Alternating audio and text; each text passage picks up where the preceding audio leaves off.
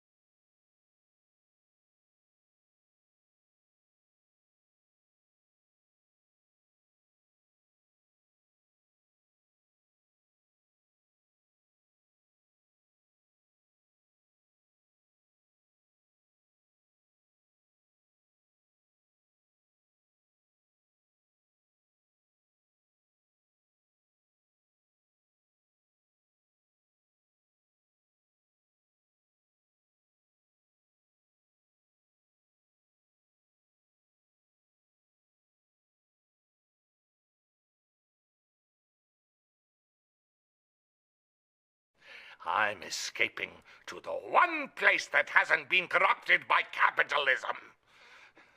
Space! Because I'm literally a communist.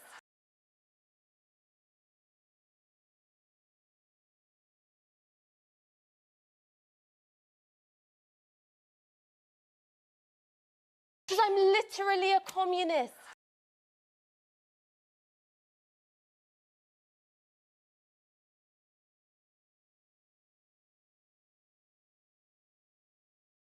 Because Hello, I'm Raiders. literally a communist. Vegan sausage roll. Hello, Raiders. I am just getting ready at the moment. I will be live in 7 minutes.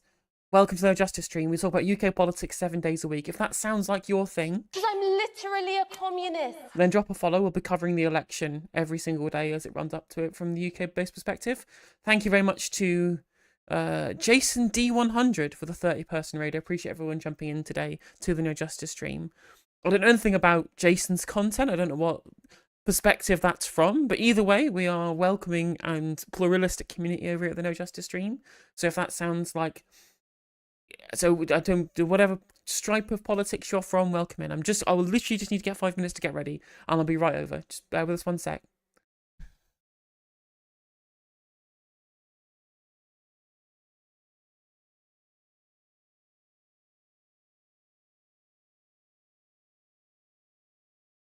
Because I'm literally a communist.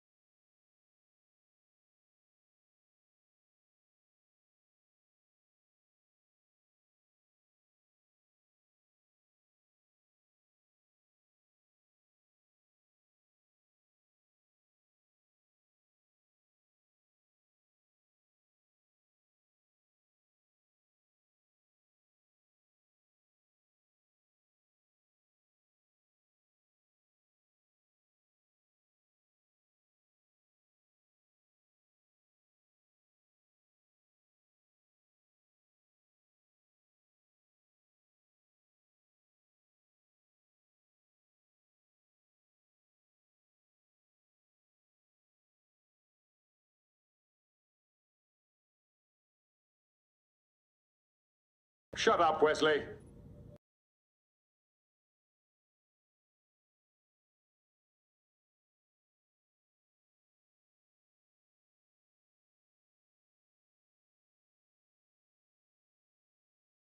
Would you like me to be the cat?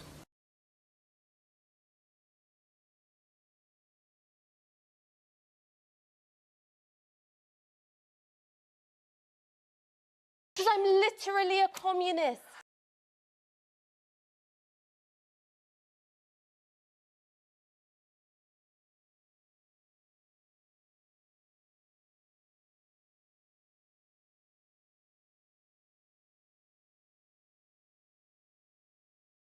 You are a liar.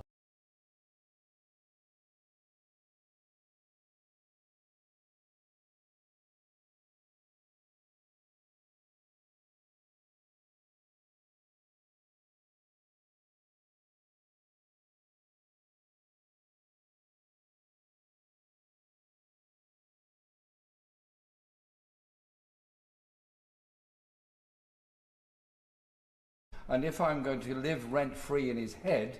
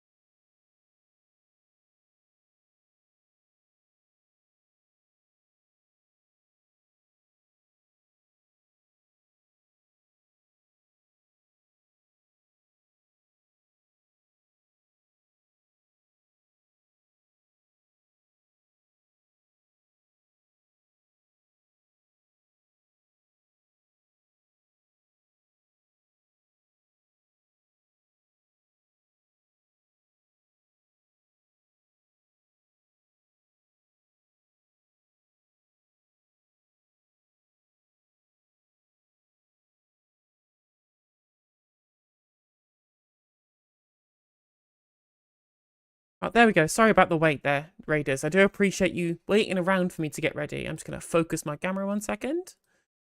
There we go. I hope everyone is doing well. Again, thank you very much, Jason, for the raid. I did have a little peek at your channel, and your recommended streamers include Little Bear and Gremlo. So those are good people. Those are people who I definitely am happy to get raided by a stream that they're fans of. So welcome. Thank you again for the Alienussy raid of all things, apparently.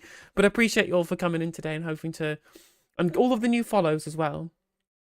Excellent. Thank you very much. Appreciate you all. Now, how are you all doing? Let me just bring up my comment section. Bring up chat, so I know actually what I'm responding to here. Oh, someone else me about the comments in the Turn Left stream. Who were you referring to, Davey?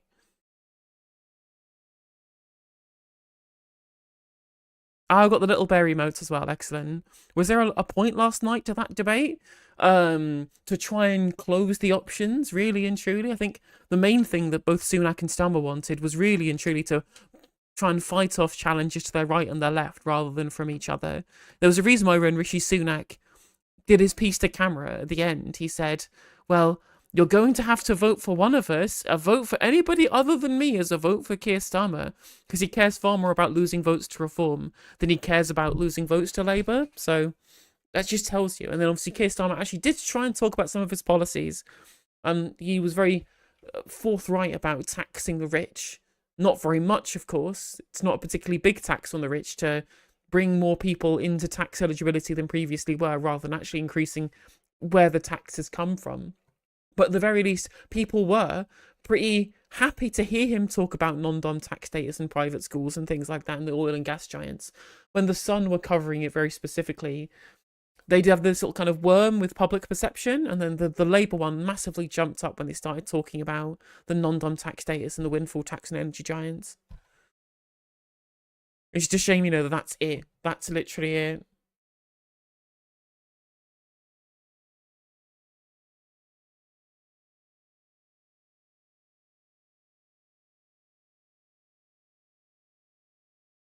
Literally doing the worm, absolutely.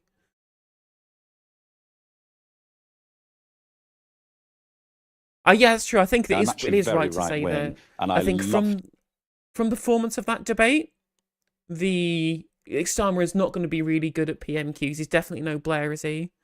Hi, Robert, how you doing? Somebody in my... for something completely very, very amusing to me. So Martin Lewis talked about... how we were watching the...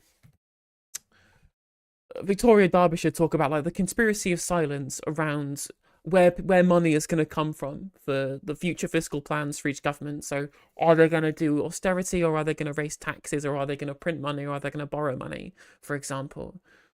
And this was kind of repeated by Martin Lewis on Good Morning Britain this morning. So if you have a look and see here, he says this when discussing the the realities of spending plans with Jonathan Ashworth this morning. We had reports out this week from the very well-reputed Independent Institute for Fiscal Studies, backed up by the Resolution Foundation, that there is going to be a substantial multi-billion-pound black hole in the public finances over the course of the next Parliament. Now, when you have... Remember, if you can't stand Jonathan Ashworth, if you hate Jonathan Ashworth as much as I do, then what you can do is sign up to help us canvass for Sharman Rahman, who's running for the Green Party in Leicester South, challenging Jonathan Ashworth, because that means we can go out on Saturday in Leicester and go canvassing with her. Again, join the Discord. There's a specific channel for canvassing plans for Saturday. She'll be on stream for an interview tomorrow, and we will create our plans for how we're going to be canvassing on Saturday. So if you want to come to Leicester and help us canvass for the Green Party to try and get rid of Jonathan Ashworth, join the Discord. And then if you want to as well, we're going to be canvassing in Leicester. Details will be there as soon as I know exactly what our plans are.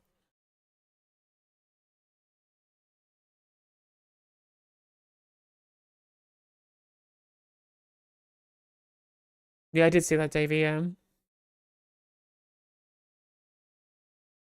Have a black hole in the public finances. You know, I know, and Rachel Reeves certainly knows there are only 4 ways you can deal with that. You can increase debt, which you've said you won't do. You can print money, which would be inflationary. You can put up...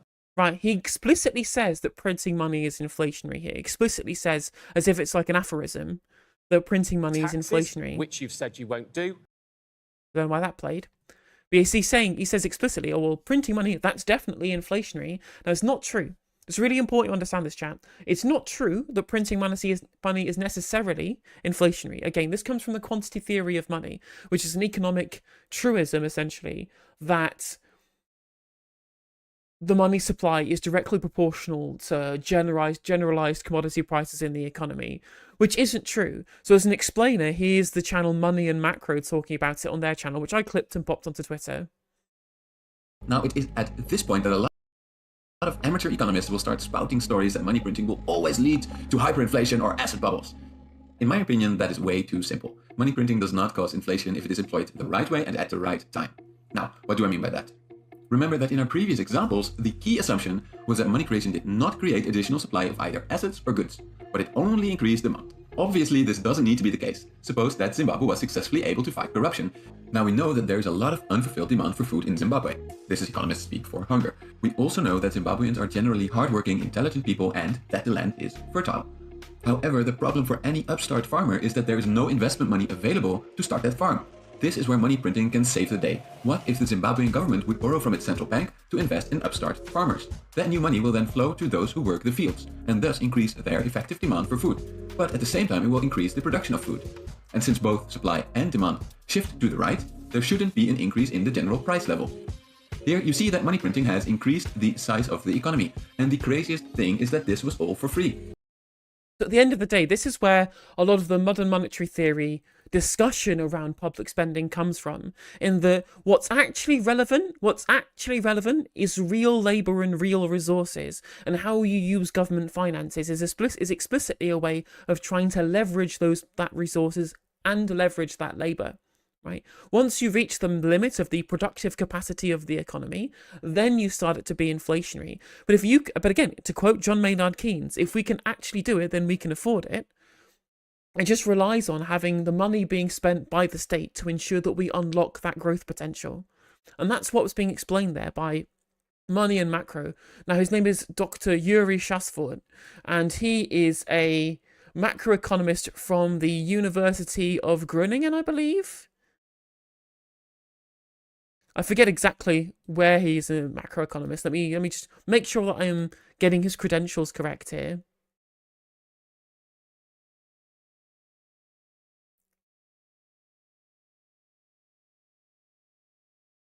Maybe it's on his Patreon. Because I know he was an economics professor.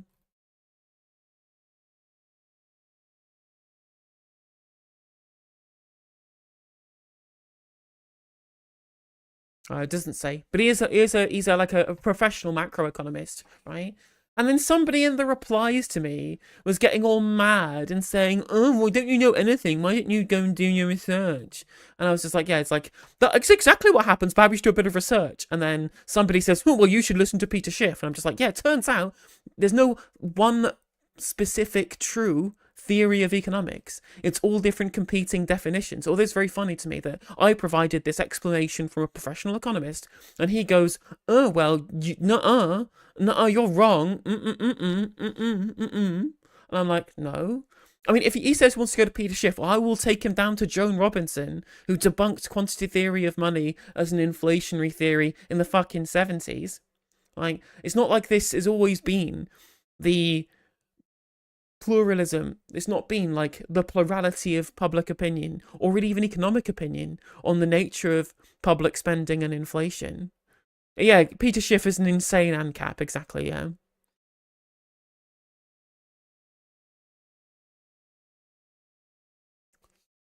Again, it's fine. You can say, I disagree with you. I think this economist's analysis is correct.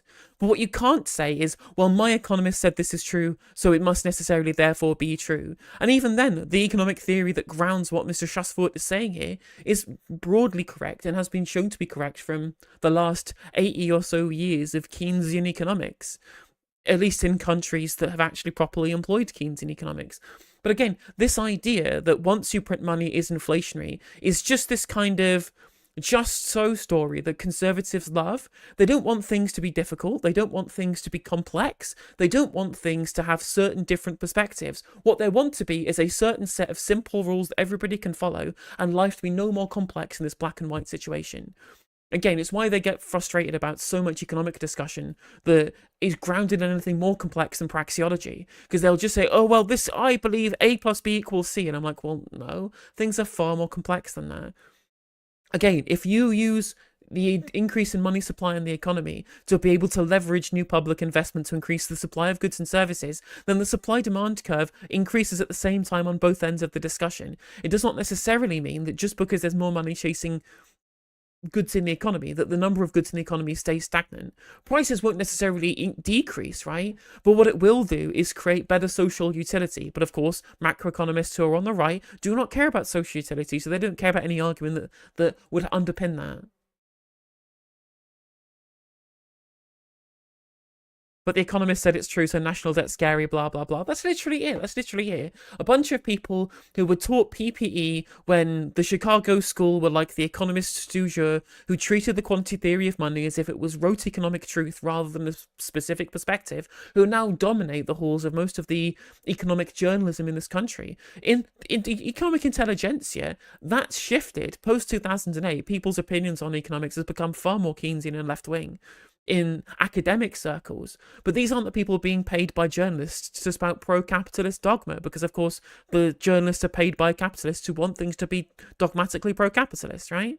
There's a reason why Vladimir Lenin called The Economist a magazine that speaks for British millionaires, because it's funded by British millionaires. What a surprise. Could someone drop the link in Discord for Tikan, please, in chat?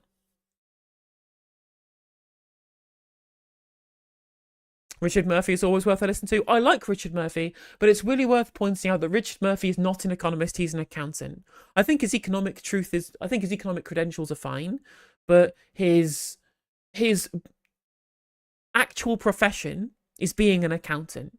He just does accountancy. It's not the same as being a proper macroeconomist.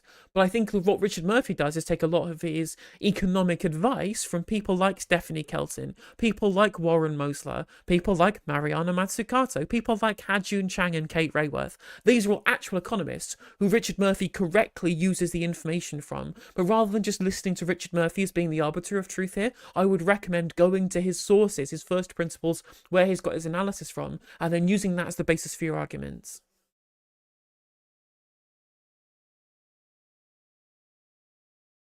QE is problematic because flooding money into the market without directing it means it gets hoovered up by people who already have it, means to snap it up.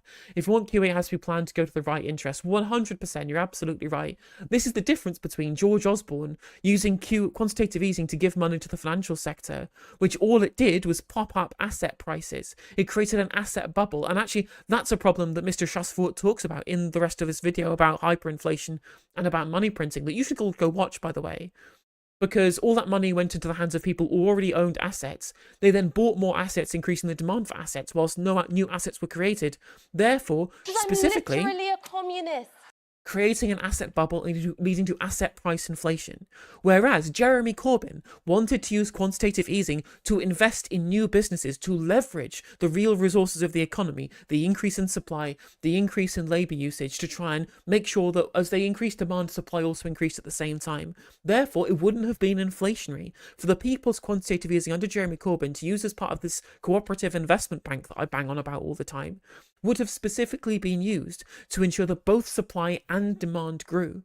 This, again, is what MMT talks about, leveraging real resources, just like in the example that we watched from Yuri Chassefort in that clip about how Zimbabwe could leverage its real resources rather than putting money into the hands of the public. It's why when America used all of their COVID stimulus to give people free money, it was inflationary because they didn't boost the supply side, which is why it was less of a problem in the EU and in the UK. Why is capital gains not taxed more? Because the people who make money from capital gains also donate to our politicians. Is Gary an economist? No, he's a trader. I do need to add the Discord link, yes, but someone please post the Discord link in Twitch chat.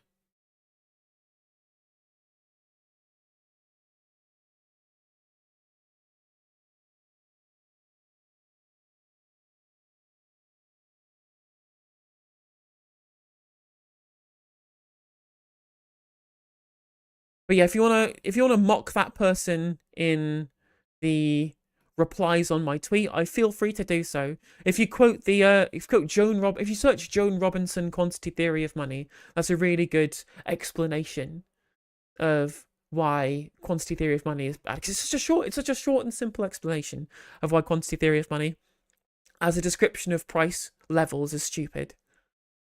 Unlearning economics is the one who got me onto Joan Robinson. It's why I believe that the person holding the strings on terms of economic policy is actually Pat McFadden, because Rachel Reeves has praised Joan Robinson before. Like, literally, Joan Robinson is explicitly a Marxist economist who praised Chairman Mao's economic reforms, and even Rachel Reeves thinks that she's good. So, you know, just shows you that I think Rachel Reeves is somebody who's having her hands tied by the Labour Together faction at the back of the party for electoral reasons, rather than her like being a massive right wing or anything. Again, we've all heard her previous statements that I've brought up on stream, but I've brought up directly when speaking to her. She has made progressive arguments before now, but she clearly cares more about the electoral viability of wanting to win over conservative voters with economic bullshit from the right wing. Thank you, Christopher, for the link.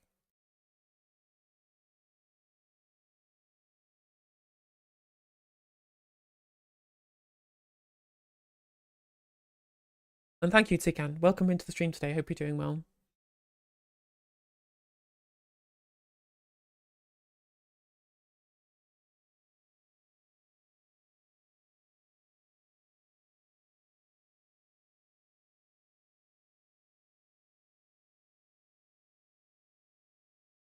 It'd be really interesting to see what she would have said, yeah, if it was a different leader. Chairman Mao for Chancellor of the Exchequer. I mean, you know, if we have our own little kind of Maoist clique, I'd be glad. Let me post the Discord link in YouTube chat. Thank you for the link, Christopher.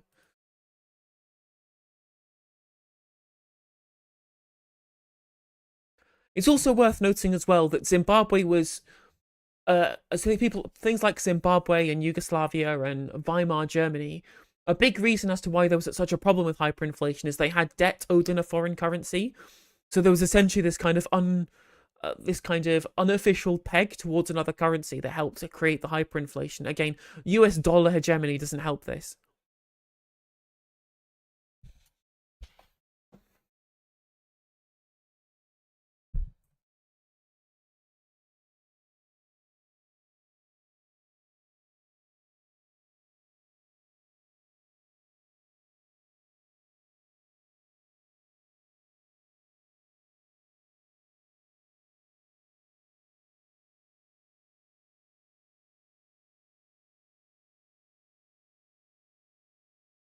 Do you think Labour will bring any actual changes when it comes to economic problem, or will just continue to get worse?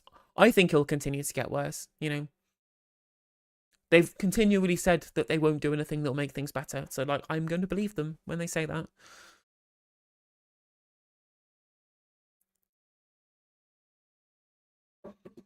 Oh, absolutely, absolutely. But, like, the IMF structural adjustment plan, that's all kind of a factor on US dollar hegemony, allowing third world nations to not have control over their own monetary policy.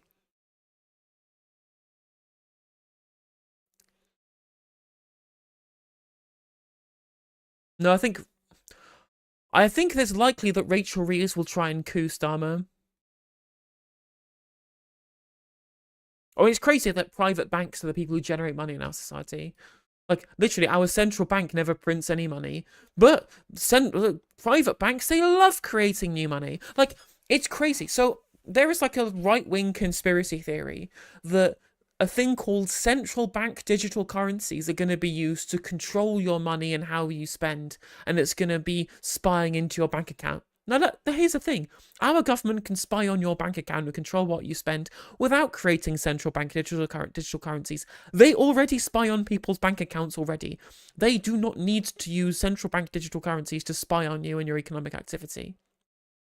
But essentially, that's the conspiracy theory, these central bank digital currencies, which is a way of central bank money creation rather than private bank money creation, to be able to bypass the fractional reserve banking industry, to be able for the government to be able to put money into the economy. That's what central bank digital currencies are for. And right-wing anarcho-capitalist morons who think that the government is out to get them are trying to pretend that the real thing about central bank digital currencies is to try and control people's money spending. Again, the government can already do this. They don't need CBDCs to do it.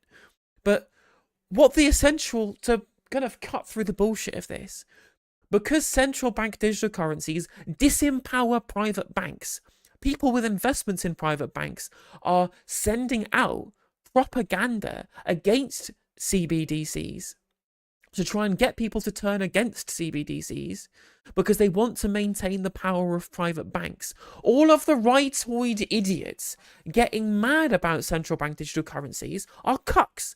They are cucks to the fractional reserve banking industry. The people who caused things like the financial crisis, they're doing propaganda for free because they don't want power to be taken away from bankers in terms of money creation in this economy. So stupid, so stupid. Exactly. Getting mad about it for all the wrong reasons. Now, I think there are plenty of downsides to central bank digital currencies, and they need to be rolled out in a responsible way by a government that is democratically held accountable to the people in this country. But the idea that, that it's being done to try and control people rather than being done so that the government can print new money for the economy without relying on private bank money creation is so completely asinine. Yeah, someone please think of the fractional reserve banking industry.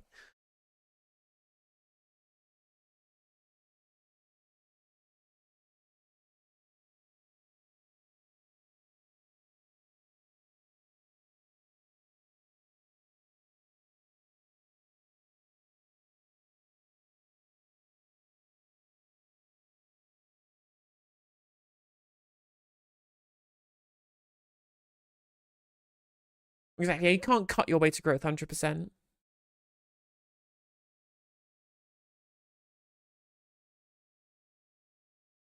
But again, Morinaka, they already control you with welfare. They already control by spying on the bank accounts of people on welfare. They don't need CBDCs to do that.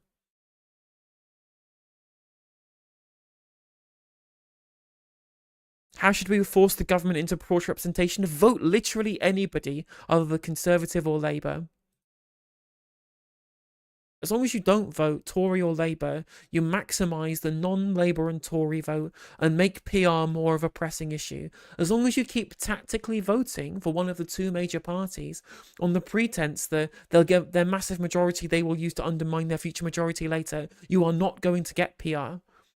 It doesn't matter how many internal... Unlike what some people... no names mentioned will tell you, it doesn't matter how many internal Labour Party MPs you pressure to adopt PR, whilst it is in the material interest of the faction in control of the Labour Party, or indeed the Labour Party more broadly electorally, And likewise with the Conservative Party, they will never, ever, ever, ever, ever, ever support electoral reform. It will never happen. True, but cash is still an option at the moment. Once governments try to use CBDCs to replace cash, or try to go fully cashless, then I will 100% be on board with everybody's criticisms. But no government anywhere in the world has gotten rid of cash, and especially not to replace it with central bank digital currencies. And until that moment comes, I will not make the criticism.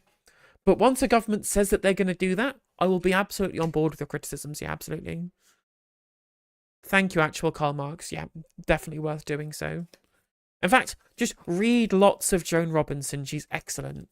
Like, post-Keynesian and Marxist, and also highly respected. And one of the 10th most quoted economists, or 10th most cited macroeconomists ever in the world. Oh yeah, Starmer was shit in the debate, yeah.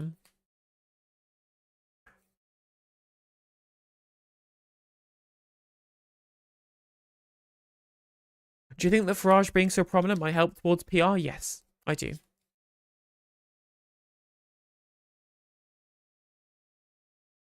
Honestly, living for the people talking about tactical voting and doing no research, because so many people think that tactical voting is voting Labour, and I just know some seats are going to be retained Tory because they'll tactically vote Labour, not the actual party, like Liberal Democrats, most likely to boot them out. Absolute geese. I mean, yeah, I don't advocate tactical voting, but I also know how tactical voting works. And you're absolutely right, Davey. The amount of people, especially on TikTok, who go, well, tactical voting means voting Labour no matter what, which is just completely fucking untrue. And also on top of that, the tactical voting websites also don't understand how tactical voting works either. Lots of tactical voting websites think that all you have to do is look at the last election in 2019 and go, well, the Lib Dems were in second place. That means that the tactical vote is for the Liberal Democrats. But it's not supposed to be about what the election was like in 2019. It's about what are polls looking like in that constituency now. The Labour Party are up 20 points from where they were in 2019, almost, like 15 points or so. So, in certain constituencies where the Lib Dems used to be in second, Labour are now going to be in second. So a tactical vote for the Liberal Democrats is going to split the vote further. On top of that as well, if you look at, for example, seats where the Greens have massive gains, all 46 where they come in second on current MRP polling. In Sheffield Central, current MRP polling have the Greens 6 percentage points behind, like way ahead of the Conservative Party. And tactical voting websites who say they want to prioritise progressive smaller parties are telling people to tactically vote for the Labour Party, even though the Green Party are in second and the Tories have no chance of winning. So just, you don't bother, right? If you want to tactically vote, I will disagree with you. But at the very least, right? At the very least, I understand why you're doing it, but don't just go to tactical.vote or stopthetories.vote, disengage brain and do what they tell you. Go look at the MRP polling figures. Go look at what smaller parties might challenge Labour in a safe seat. Don't just take what somebody else has done, probably with a flawed methodology, and then use that as the basis for all of your voting patterns, because you'll end up making mistakes. They'll end up making mistakes. Tactical voting websites at the council elections and a bunch of Norwich East Anglia seats didn't give a recommendation or told people to vote for Labour in Green-held seats, disempowering smaller parties, which is the opposite of what they say their strategy is supposed to be about. It's stupid. Don't do it. Use your brain. Disengage your brain and don't use these tactical voting websites. They all suck. They all fucking suck. Like, again, I'm not even saying you don't have to tactically vote. It's my opinion. I think that tactical voting is bad. You may have a different opinion, and that's fine. But if you do want to tactically vote, please, please, please, please, please, use your brain. And don't just do what somebody else tells you to do, and tactically vote smart based on current MRP polling.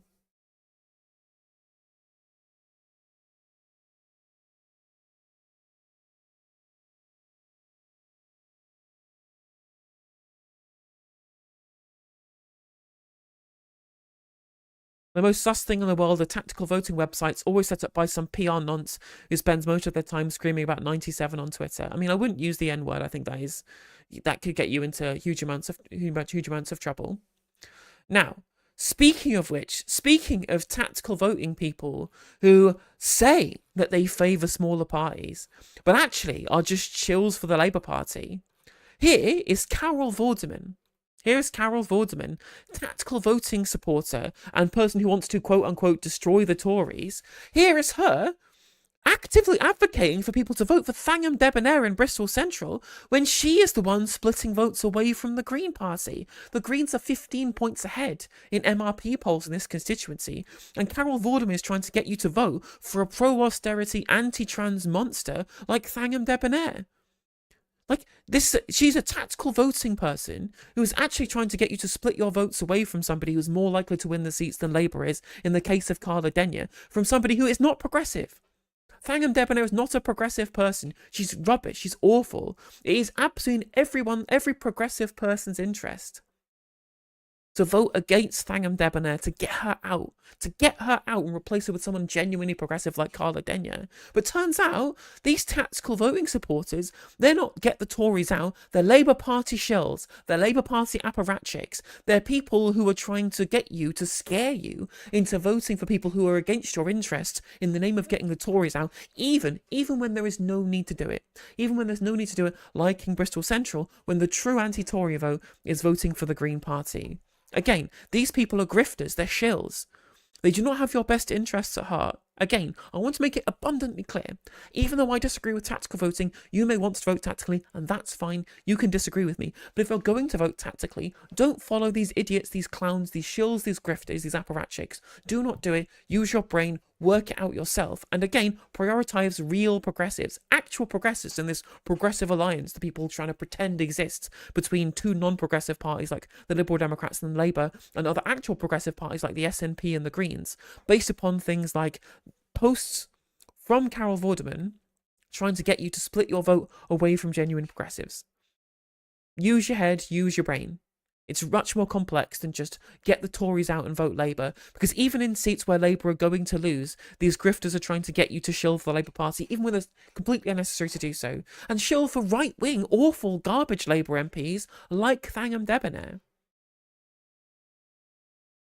Disgraceful, absolutely disgraceful. And she's not responding to any of the replies calling this out. She doesn't want to face the fact that she's a grifter for the Labour Party and not somebody who has the general interest of the public at heart, or indeed progressive politics at heart. It's as simple as that.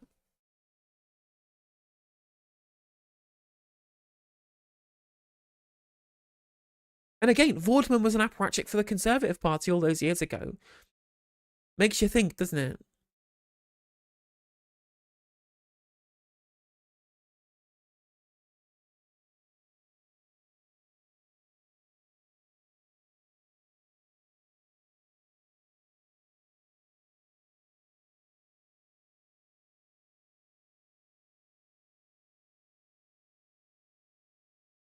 Yeah, there's two members of the Senate are off sick, so Gething's going to get no confidence, which is very, very funny. Is it something about being the Countdown Letters person that gives you crap politics? I'm not sure what it is, yeah. You're right, Scribby, how you doing?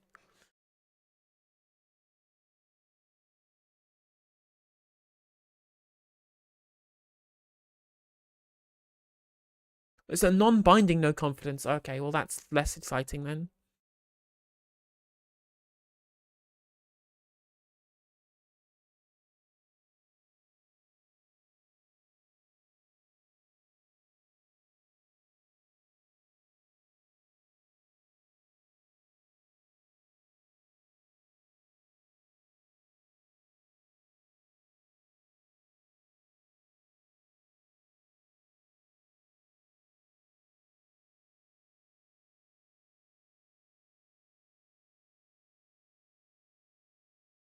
Drakeford was in the Senate yesterday talking about how education reform is stalled under the admin, and the education secretary stormed out.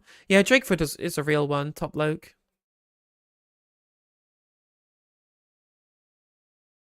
I mean, I'm not surprised, Richie. Starmer looked rubbish.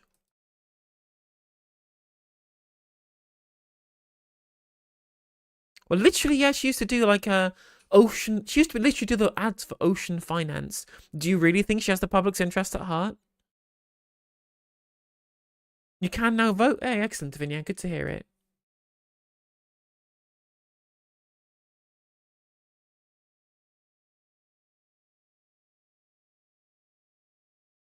Right, speaking of the debate, let's watch people on Jeremy Vine discuss what happened in the debate.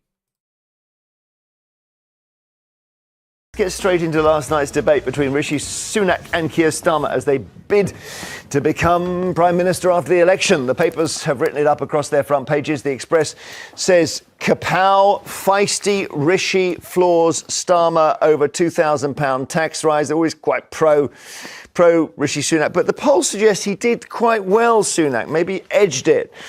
Guardian here, leaders clash on migration and the NHS and tax in ill-tempered debate. It's their headline. Okay, then the Telegraph, again, pro-Sunak, of course, pro-Conservative, but saying Starmer was on the ropes over tax. Well, the lies over taxation, the lies that Sunak told. Although what I will say, it is quite funny for Keir Starmer to get mad about other people lying about him, and I'm just like, whoops, maybe we shouldn't have normalised a political zeitgeist in which lying was just accepted now. You know, oh, I've lied down with all these dogs and suddenly I'm covered in fleas. So we'll show you some of what they had to say in a moment. But Carol, what did you think of it? Oh, I mean, Sunak, hands down. And that's not because I'm a big fan, but it was just obvious Sunak was prepared and Starmer was not. I waited the whole time for him to give... Yeah, because Rishi Sunak spent 6 figures of public money on a fucking debate coach. Was his vision for the next 4 years. It didn't come. He was asked to explain his policies. He did not. This is Starmer you're talking about? Yeah. Yeah, Starmer. Starmer did not, right. Yeah, okay. All he kept on talking about was the fact he was once DPP. If you said that once, he said that 4 times. He invoked the words Liz Truss into almost every question. It's like she lives rent-free in his head. He's obviously obsessed with her. She had nothing to do with... I mean, in the public consciousness, Liz Truss is synonymous with the increased rate in mortgages. Not necessarily true, but that's what the public believe. If I'm going to live rent-free in his head... Like, she says, oh, well, Liz Truss lives rent-free in his head. Liz Truss lives rent-free in most people's heads because of what she did to the economy. But she is right as well on top of that he did rely on it as a crutch, rather than responding to the points that were being made, rather than responding to the accusations that Sunak was making and detailing his own plans. He spent far too much time going, Liz Truss, 14 years, can't trust the Tories, which may have got him over the line up until this point, but actually coming at loggerheads with the actual Prime Minister, you need to have a proper response rather than just expecting the same kind of continual discussion points to be allowed to land now that actual scrutiny is being placed. With anything, and he kept it took him minutes to get the my dad was a tool maker in, and his dad wasn't a tool maker. His dad owned the tool making factory, so there's a little maybe bit he started out making tools before but he his progressed. father owned the Blummen factory, so stop talking like he was just this bloke, like, you know. So you think, what do you think? Do you think you agree with Carol that Sunak edged it? My starting point for this is oppositions don't win elections, governments lose them. Yes, and so Rishi Sunak had to do more than what he did. He had to sketch a vision and he had to account for the last 14 years. And he seemed determined to run away from his record. He kept saying to Keir Starmer, you're looking in the past, we're looking forward. Well, hang on a minute. As Keir Starmer said, we have had to live through what you've put us through for the past 14 years. You can't pretend that you and your colleagues were not in charge. And remember, there was a particular line at the end where he said, imagine waking up on July the 5th and you've given the arsonists the matches and they're going to continue doing the same thing that have brought us to this position. And imagine waking up on July the 5th knowing that the Prime Minister, who's at number 10, doesn't know what he's going to do with the country. He did not, you know, he had Well, he said what he's not going to do.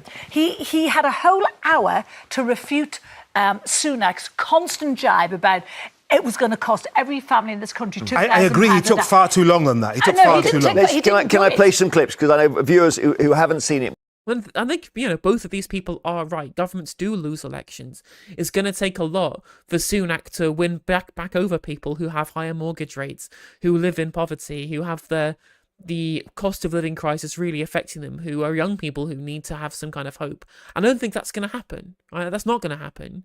But, you know, also Carol Malone is right. He didn't spend enough time debunking the fact that they just told blatant lies about £2,000 of extra taxes that aren't happening. we'll want to see. So we put a few of the best moments. Although, to be fair as well, people point out in chat, the moderator literally stopped him explaining, which was very unfair. Together for about a minute. Have a look. All I do is work to live. What can you do about that? He says the plan is working. So the question for him is, why is he called under promises? Yes, you do. That's all he does. And he had a chance well, what last promises night to has he them. made, though? I mean, surely the argument against Starmer is you don't know what he's promising to do. Well, he's not said, I'm going to double NHS spending. No, what he's promised is 40,000 appointments every week. So that's 2 million. But he's not promised how he's going to do that. Again, he's promised an outcome without actually supporting any kind of, or even telling anybody any kind of method for that outcome. Across the year, he's right? rolled And then back VAT. on every policy. He said VAT on school fees. Yes. They're very clear and they're costed, and then do you know clamping what down he didn't on say? Henry, loopholes for non-doms. Hang on. Talk about the VAT, because what he couldn't explain was the 75,000 kids that are going to be thrown into the state system, because Starmer talked about an overburdened state education system where there wasn't enough teachers, there wasn't specific maths teachers, whatever. He's going to throw 75,000 kids in. Yeah, and there's also going to be taxation on private school fees to invest in the education system. Like, that's fine. Into that already overburdened system. Okay. And he couldn't say how they were going to cope. Well, you've taken that 75,000 figure, but that's a figure devised by the Adam Smith Institute that is mortally against everything Labour stands for. I mean, and when it comes to the figures that Rishi Sunak was... Sorry, she acknowledged Sunak lied, but she still thinks he came out on top. He got caught lying. People don't care. People don't care that it was a lie. Like, you're right, she is admitting that he lied. But once the lie goes twice round the world before anybody's caught up to try and debunk that lie, and the strength of him showing £2,000 tax is more important rhetorically than whether or not that figure was true. It's obviously bollocks. We all know that it's bollocks. It's clearly untrue. But Starmer looked weak, which is what something people actually care about come their political leaders, when they see them in terms of whether they'll vote for them or not.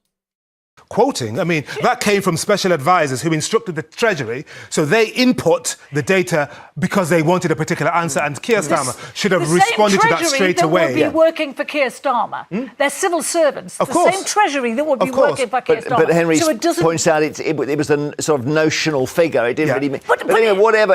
The thing is... And also, it just wasn't true. Like, it's already been debunked today in the media space. The country doesn't have any money. The government doesn't have any money, and therefore it's really hard. That's not true. Governments cannot run out of money. We are a sovereign currency issuer. That's not how macroeconomics works. Again, I'm so sick of journalists in this country, as we saw before, acting like the money that we have available is limited and the government's run out of money. Again, the debt to GDP ratio now is over 90%. We were told the government had run out of money in 2010 when the debt to GDP ratio was 65%. So it's just completely untrue that the government has run out of money, because we were told it was the case when actually, no, there was plenty of money available and has been available for the last 14 years. To promise anything, right? And Starmer Henry has basically said we're going to change things without raising taxes. Yeah. And that's what no one can get their heads around. Well, no one can get their heads around it, and that's deliberate, I think, because all he has to do is to hold the Ming vase and not drop it. You know that phrase that... okay, fine, well then don't say anything. Well, let Sunak lose it. Remember, the key thing is that's that what he was doing. A government that has been in power in various iterations with 5 prime ministers for 14 years and has got us to the point where, to quote Nigel Farage, nothing works, wants more time to do what differently? Rishi Sunak cannot sketch it out. All these policies that he's coming up with, like protecting the state pension, and so you'll never pay tax as a pensioner, I mean, and then increasing defence spending by another 0.5%. Well, he's only just said this in the last 4... He's only just said this in the last 4 weeks. Again, still not mentioning the fact that tax is Rishi Sunak's, literally was caused by Sunak's policy. It's an impossible wicket, isn't it, for the Conservatives, because they're campaigning for change when they are the previous owner of Number 10. I think they're going to get slaughtered. I do, and I think in many ways it's their own fault. And I think Henry is, you're right in the sense that I've been cross with Sunak the past 3 weeks when he's come up with these policies which are exactly Tory policies, and I'm thinking, why in God's name weren't you talking about this 6 months ago? Because you'd have had time to recover. And I am very cross with it. I'm really cross with him. But I looked at Starmer last night and it terrified me because the guy was flailing around ground on every major All right. issue. He was Let- totally underprepared. Let's talk to Howard in Lincolnshire. Howard, where are your sympathies this morning? Hi, Jeremy. Hi, panel. Hi. So basically, yeah, I going into the debate last night was always going to be voting Labour, but the way Keir Starmer fumbled, I don't think he was sort of accusations or sort of put to Rishi Sunak, so I will be switching over to vote for Conservative now based on debate. What, so based on the fact, as you see it, that Starmer didn't answer key questions? Yeah, basically. I feel like the Tories done 14 years of... Now, what I'm going to say about this specifically isn't that this man's a moron or something for changing his vote based on a debate. I think we can all come to our decision about whether or not you'd vote for a party based upon one debate performance. But what I will say is that this is specifically why both party leaders didn't want there to be other parties present on the debate stage. This is why they wanted it to be one-on-one and there to be no Reform, no Greens, no Lib Dems, no SNP. Because when you have deliberately constrained the discussion, so it's just Starmer versus Sunak, when Starmer looks weak, which he did look weak, there was only one other place for them to go. He's saying, well, I'm switching my vote to the person he was debating. Other options are available. If you think Starmer is weak, which he is, you don't have to vote for the people who've destroyed the country for 14 years. There's the Green Party. There are the Scottish National Party if you live in Scotland, or Plaid Cymru if you live in Wales, or indeed the Liberal Democrats if you really, really, really hate people building houses near where you live. There are plenty of other people that you can vote for, but the fact that they only did the debate specifically if they could exclude the other parties that are available just shows you how this shrinking of the electoral possibilities has massively benefited both of them. Literally, him saying, well, I'm going to have to vote for Sunak now. You could literally vote for literally anybody else. I would rather you voted for Nigel Farage and Reform UK than you voted for Rishi Sunak. If you believe in Conservative policy, at least vote for people who haven't destroyed the country for 14 years and who pretend they have an alternative plan. And yet, because Starmer looked a little bit weak, feels like his only other option is voting for Rishi Sunak, rather than the myriad other electoral options that are available. And that's a function of these two deliberately controlling the breadth of conversation that we're allowed to have about policy by excluding all of the other parties. Really terrible.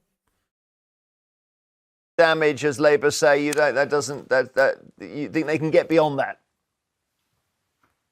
I think moving forward, I do. Obviously, I can hear exactly what when Keir Starmer brought that up, and obviously having been through the pandemic, obviously the life through the pandemic as well.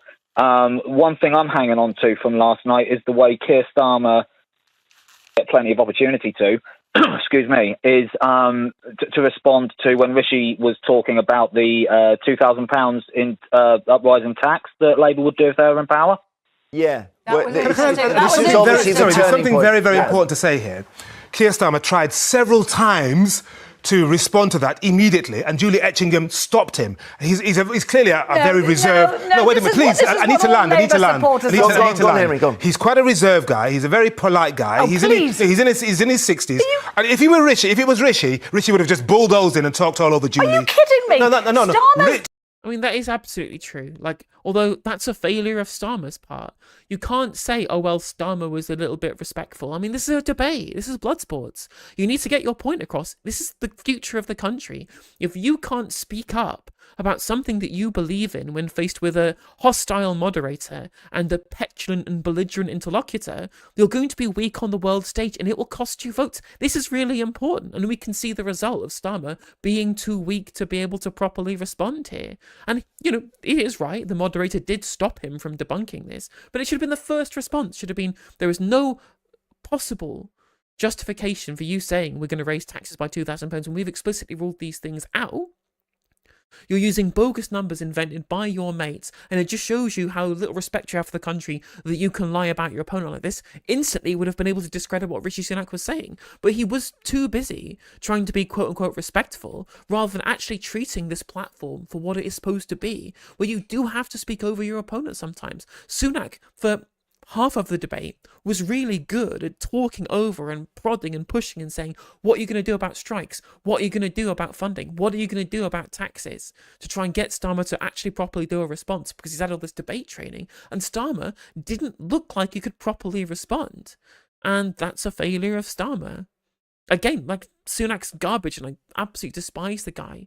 But this is sober political commentary from somebody who wants to see people strong in our political sphere.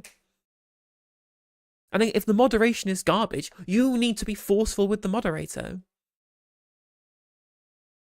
Disdain for Sunak last night was key. He was actually he was sneering. You're watching a different program. Starmer wanted to answer the 2000 much issue. earlier. Much earlier. All right, because this tax thing is coming up again and again.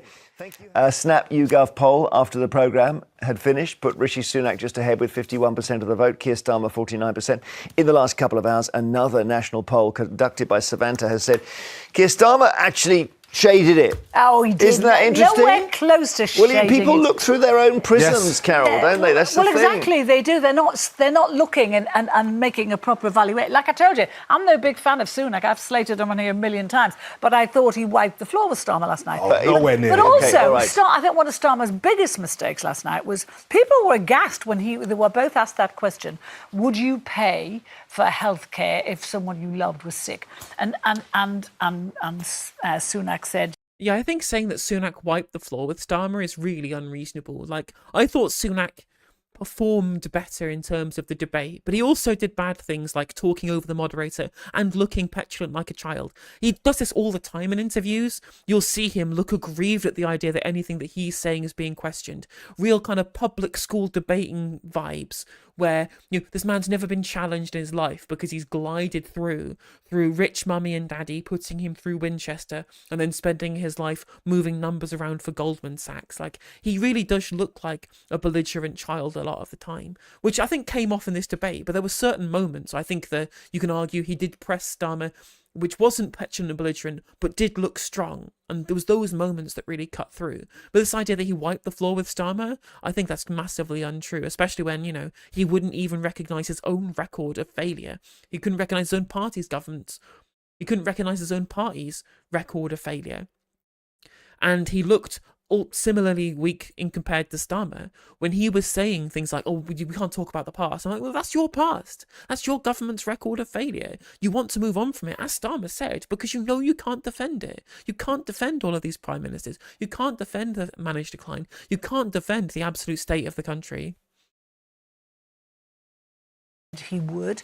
Starmer went no. He got slated on social media. People were I don't know. I thought that was a good political answer. No? But it was a stupid answer, because the bottom line is, if someone you loved was sick, you would sell every last thing you had to get them off a 2 I don't know. I remember Dennis Healy. Do you remember Labour figure had his wife had a private hip hop, and he got into such trouble. Yeah, but you know the bottom line is, we all know, because Starmer's wife works in the NHS, and if Keir Starmer rings up and says, "I need to get to the hospital," does she?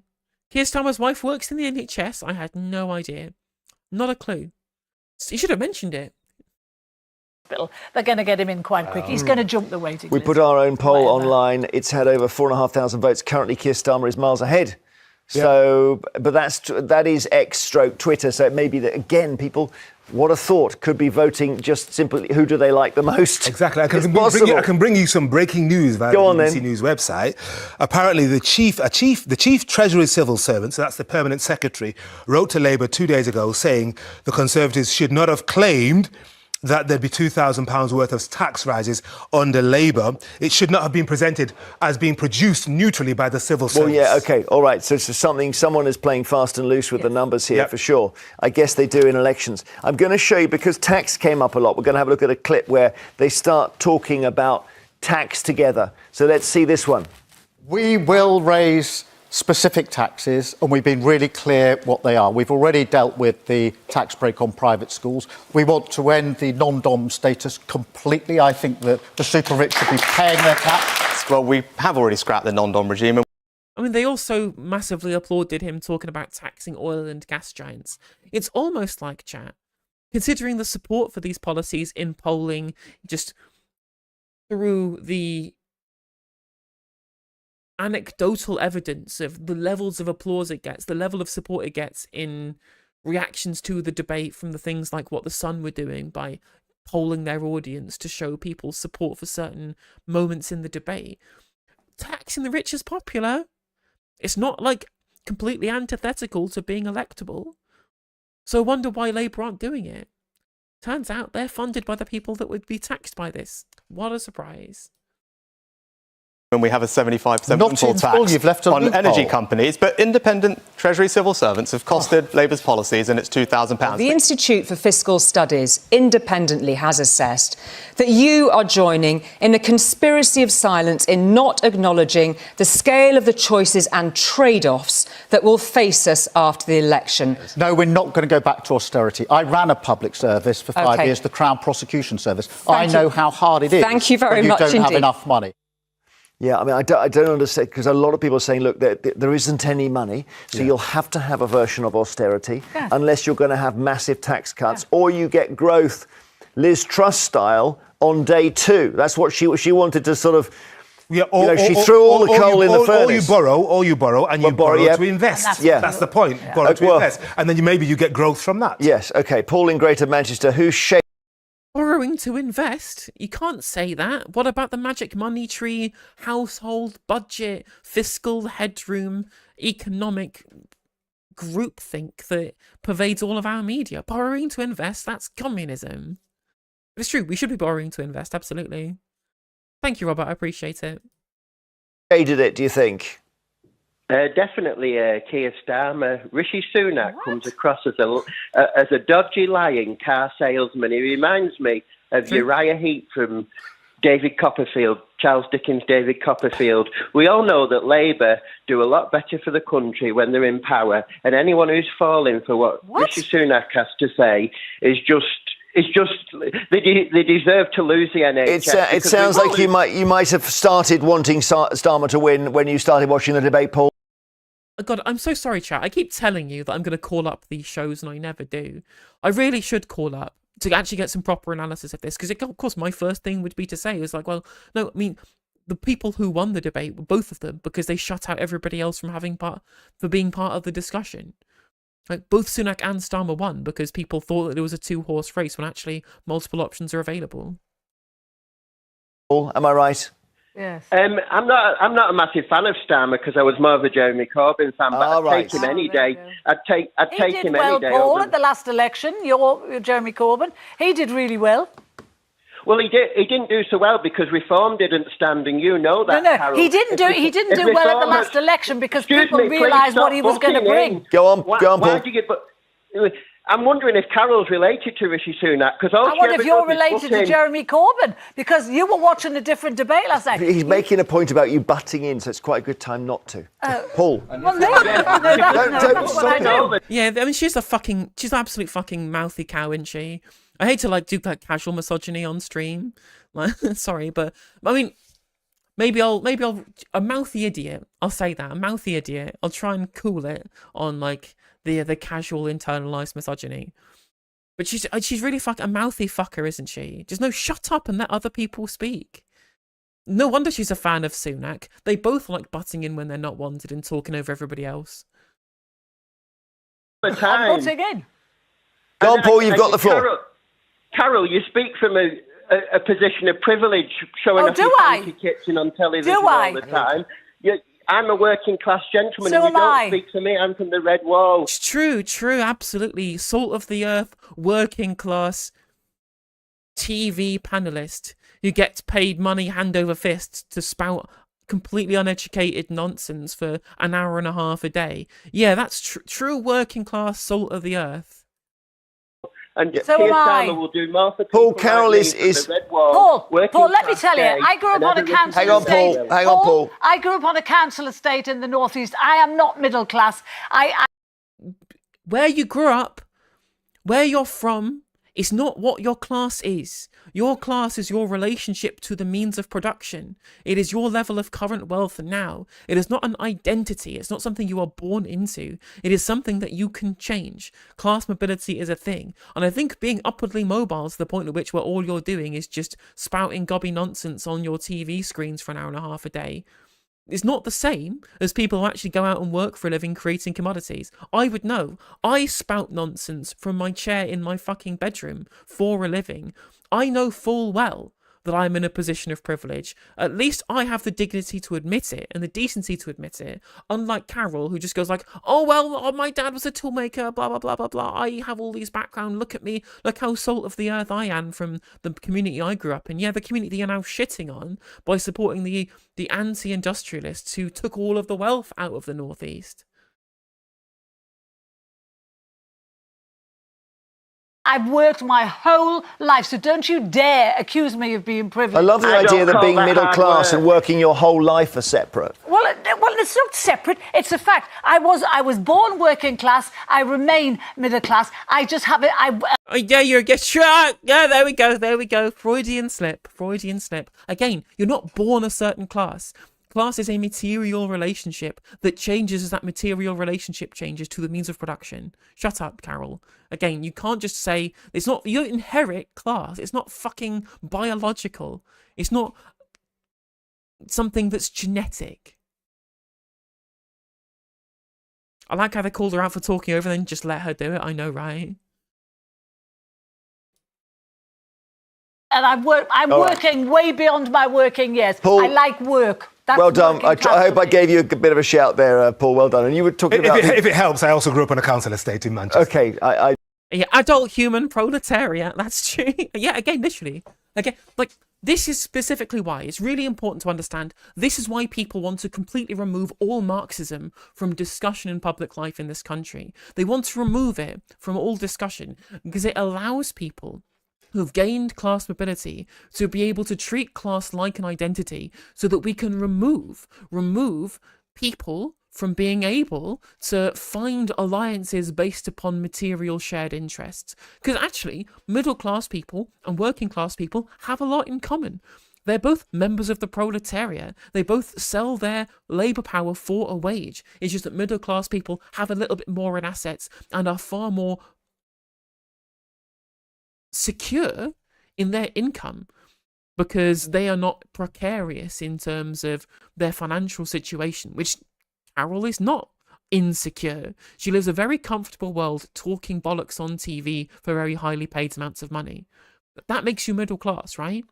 But working class and middle class people still have a shared material interest in having higher wages, in having better public services, in taxing the bourgeois, the people who own the means of production. We both sell our labour to be able to subsist, to be able to live.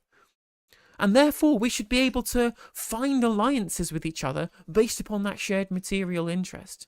Rather than creating a middle-class, working-class divide by saying, well, actually what's important is giving middle-class people bungs by increasing their asset prices and not increasing wages, that creates a dividing line down these two groups of people who should have shared material interests. And that's why they want to get rid of Marxist analysis, trying to make a material judgment about what is in the shared interest of working and middle class people, divides them down the middle, down the line of the haves and the have-littles and the have-nots, rather than between the haves and the have-nots. If working class and middle class people could understand that their shared material interest is in attacking the bourgeois, the super rich, those who own the means of production, there would be a united front, a broad and popular front against the super rich in this country. But it's very convenient for people who own the means of production to be able to get the proletariat to fight amongst each other based on perceived levels of being working or middle class. This is super important. I cannot impress upon this enough on people. The middle class as a concept is completely fictional. It's completely fictional. It's essentially a class of people that's been invented by liberals to try and divide the working class.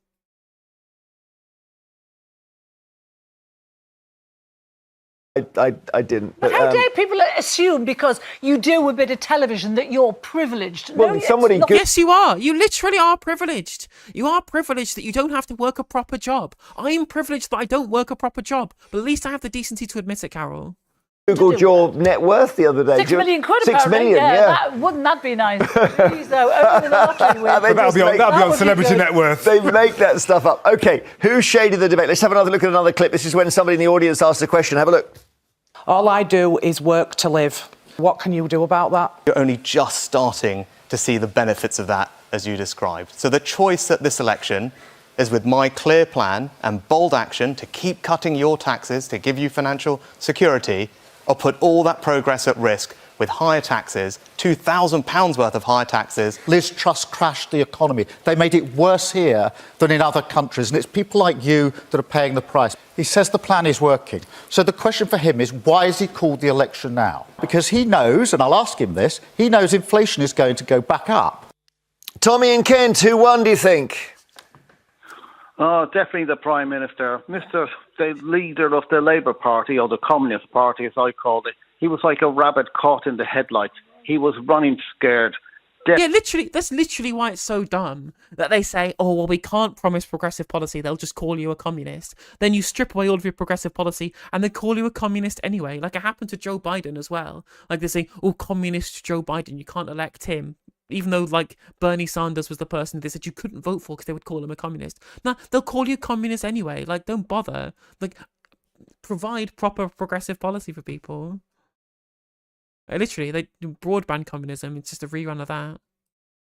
Definitely, it was the Prime Minister. The Prime Minister answered the questions that were put to him. Mr. Starmer went back and forward, blaming the government, going back about 14 years, rather than answering the question directly, kept going on back to the Prime Minister. The Prime Minister answered the question that was put to him. Let's have a look at another. Thank you, Tommy. We'll have a look at another clip now. This is the one on waiting lists and who's got the right numbers on NHS waiting lists. I'm a cancer survivor.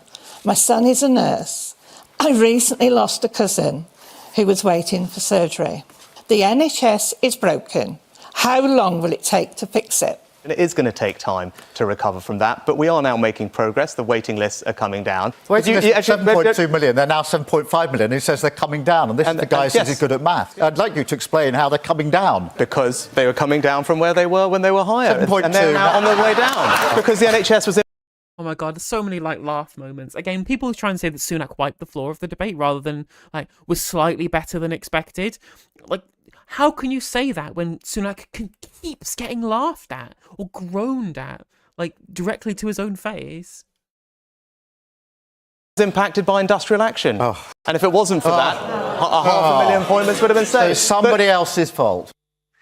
Oh, wow. See what I mean? That's he really lost the room, Rishi Sunak, but there. that's just a stupid thing to say, because to pretend that waiting lists weren't affected by those strikes is not... Yes, but why say they're coming down? Wait a minute. But they were affected by the... Yeah.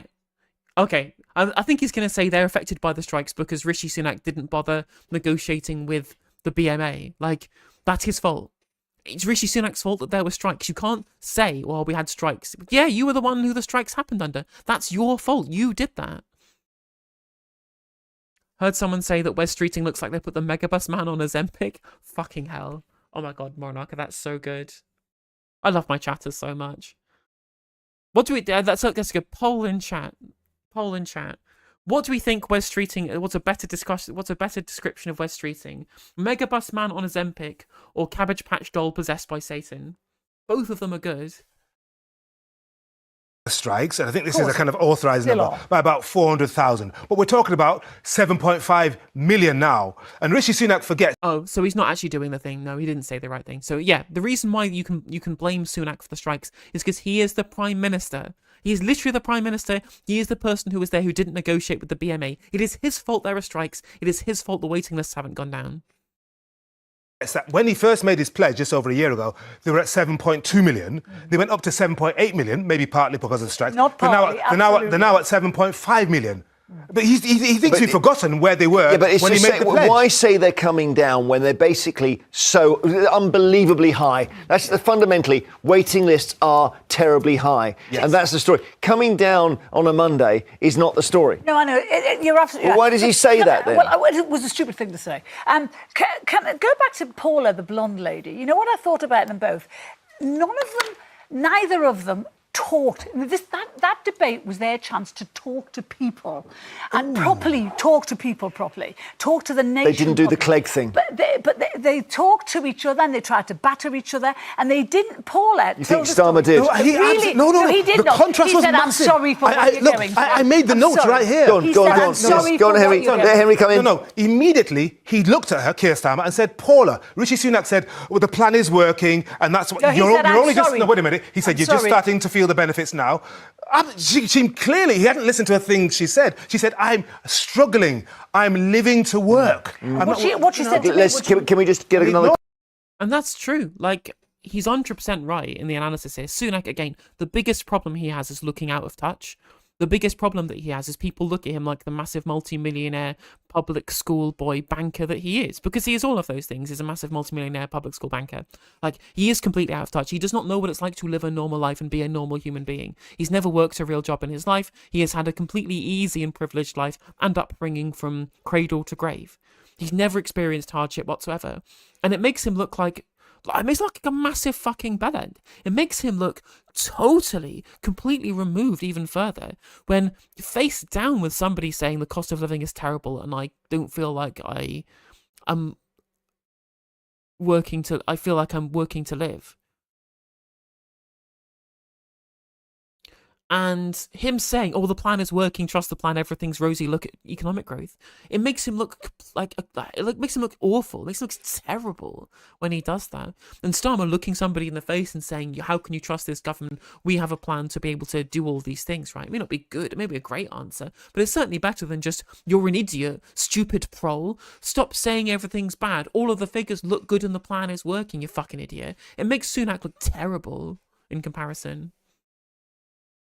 Margaret in Liverpool, hi. Hi, Jeremy. Who won it for you, Margaret? Well, I think Keir Starmer was dignified and calm. Rishi Sunak came across as bullying. He just tried to stop Keir Starmer from getting, being able to get his points across. And he talked over him. There's a couple of people have said on the telly this morning that they both talked over each other. Rishi Sunak did it all the time. Let's have it. We've got a clip of that, Margaret. We'll have a look at that. This is where the anchor, Julie Etchingham, comes in. Just a little information for both of our candidates here.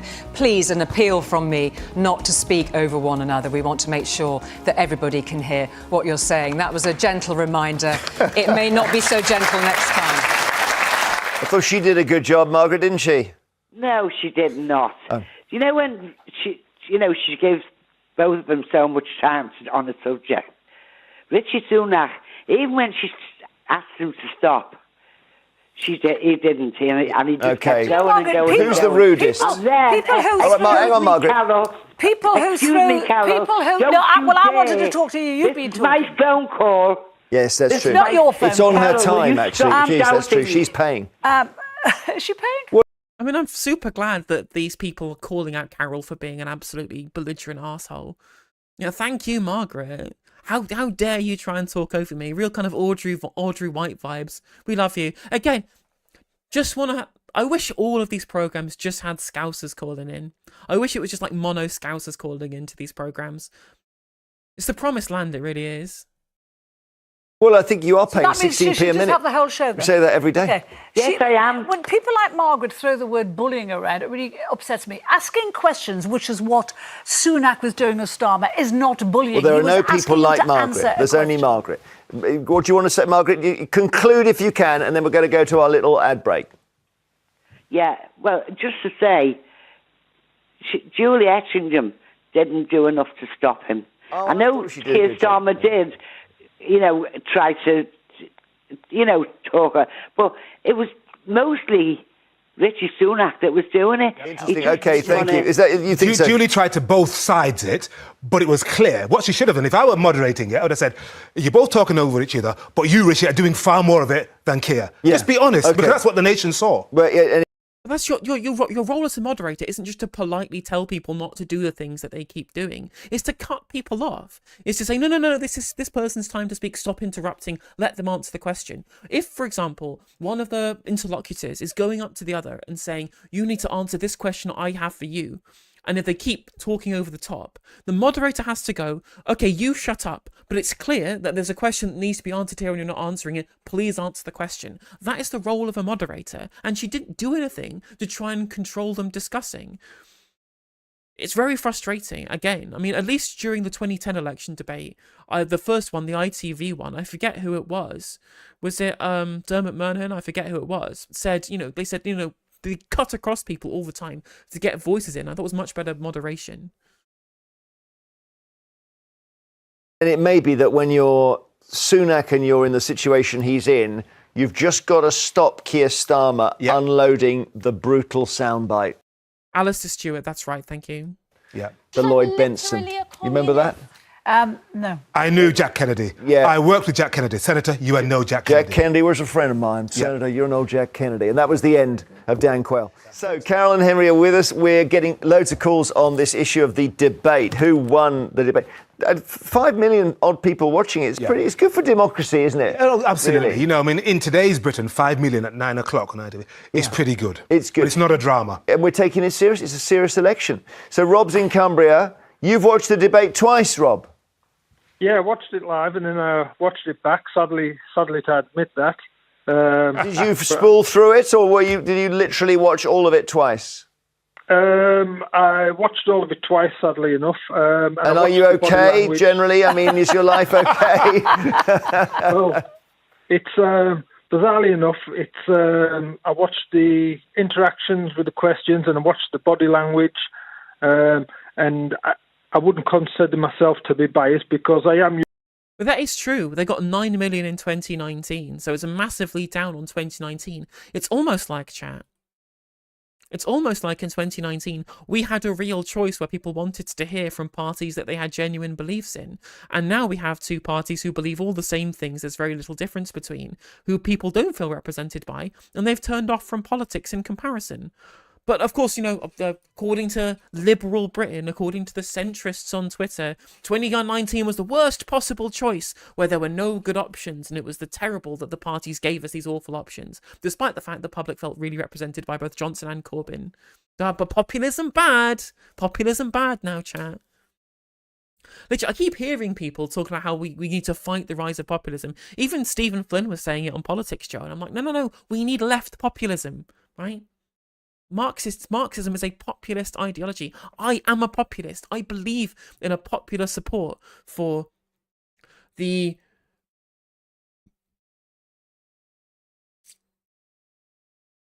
I want to say overthrowing, but I think that's probably the wrong word to use. The usurping of the elite control over the political machinations of this country with parties that are done for the people, by the people, as a mass movement. I am a populist. I believe in popular policy and popular politics.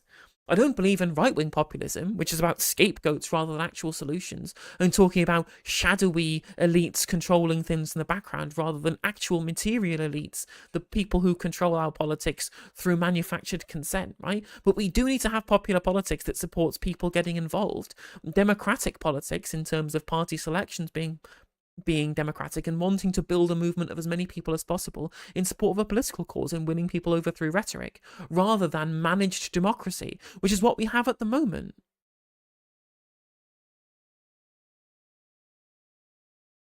When Britpol people say populism, they mean fascism because the left is illegitimate in any form. Literally, exactly. Anti-populism is liberals having a meltdown because their ideologies are flawed. Yeah, liberals hate populism as a concept because populism as a concept understands that liberalism has failed. Populism as a concept undermines the inbuilt Fukuyamaism of liberal ideology. The idea that there is politics outside the Overton window is anathema to liberal politics. It's anathema to liberal politics to understand that there is any kind of viewpoint that is outside of the narrow Overton window of what liberals believe to be acceptable, as has been manufactured by them. The consent for them has been manufactured by the Overton window that is presented to them by our political media. And that's why they say, oh, you're outside of this Overton window, you're not a serious candidate. We need to replace you with some think tank person, but from the good think tanks, not the bad think tanks, for example.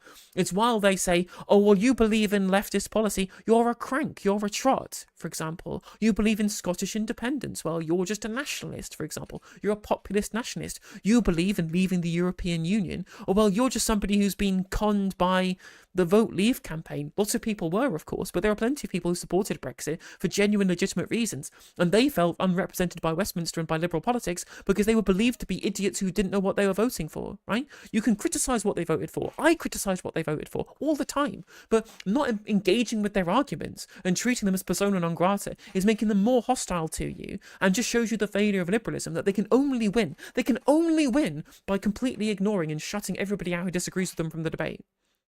At least people on the right want to have a debate. I will have that debate with right-wingers all the time. I believe my arguments are stronger. But liberals won't debate with the right and they won't debate with the left because they fundamentally believe that their ideology is the correct one. They fundamentally believe that ideology should not be challenged and that Fukuyama was right. Spoiler alert, he was fucking wrong, mate. Look all across Europe. The far right is rising because liberals are being completely and utterly complacent over the failure of their own politics.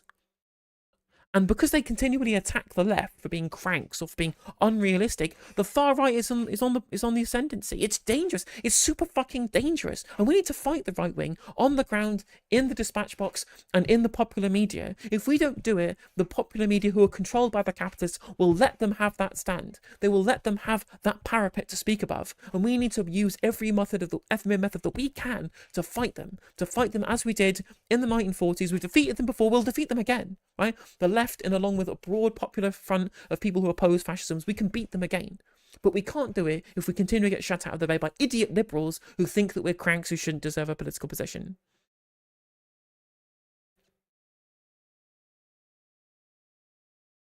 I'm usually a Labour man. Okay. You know what I mean?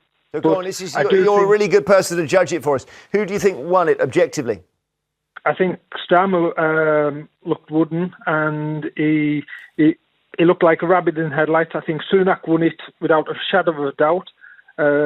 And we've got, you know what I mean, you get so quick to get your point, and Sunak was punchy and he got his point and he signed off on the point, and that's what's in people's minds today. And you can tell by the reaction of the Labour Party, they're all crying saying that there was lies told or whatever. So the out-and-out winner was Sunak. There were, but lies were told. I mean, you can say that Sunak won because the lies went unchallenged, which is true. But they were lies. It is true that they were lies. Okay, interesting. And that's from somebody who's Labour leading. Yeah. But the question then, Rob, is whether or not it changed your vote, because Sunak's job was to present the current record as nothing to do with him and to put the fear of God into you about Keir Starmer, alerts to the left, and costing you more. So has it is changed that what your came vote? across? Yeah. Rob, has it changed your vote? Well, I think it has, but it's not to the Conservatives. I think it's changed it to the Greens. Yeah! Woo! Rob! We stand Rob. Starmer doesn't believe in anything. He's a wooden, complete non-entity. Come join us. Come join us at the Green Party. You love to see it. You love to see it. You love to see it. And again, they tried to shut them out of the debate, and look what's happened now. Bravo, Rob. Big up Rob in Cumbria. Love to see it. Well, no. Oh, no. But I mean, I thought he was going to say reform. It could have gone in any... His vote could have literally gone in any direction. Rob, thank you. That was brilliant. Please do it again for us. Next debate. Watching it twice helps. Serious guy. It's a shame they didn't let him expand on why. It's very frustrating. Somebody said, I want to vote for the left-wing party. And they're like, okay, end of conversation, how very interesting of you. No, let him explain why. Let him explain why he's moved to the Greens. But they shut him off and they cut off the call. Very, very telling.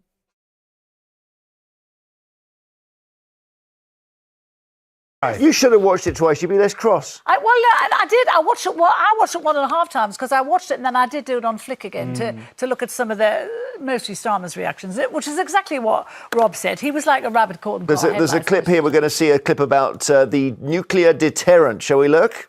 The choice of this election is about the future. I believe you need to have a deterrent. The only way to stop this problem is to say to people who come here illegally, they cannot stay and they will be removed. If I'm your Prime Minister, the planes will go to Rwanda, we will have a deterrent. So the simple question for Keir Starmer is, what will you do with people who come here illegally? What will you do with them? Well, very simply, what will you do with them? That's what I'm going to do. We'll have a deterrent. What are you going to do? We need to smash the gangs that are running this vile trade, making a huge amount of money, putting some of the most vulnerable people in boats across the channel. So we've got a nuclear deterrent clip. That was obviously the deterrent of Rwanda for people who come in small boats.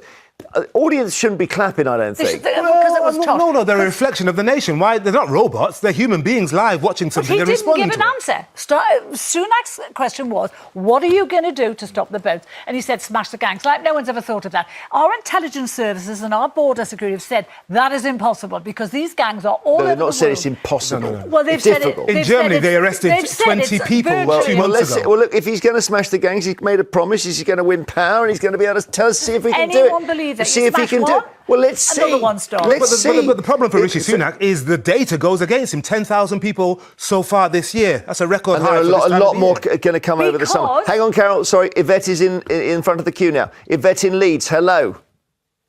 Hi there. Let me show you. I'm going to show you the next clip from the debate, and then I'll ask you about it. Let's have a look.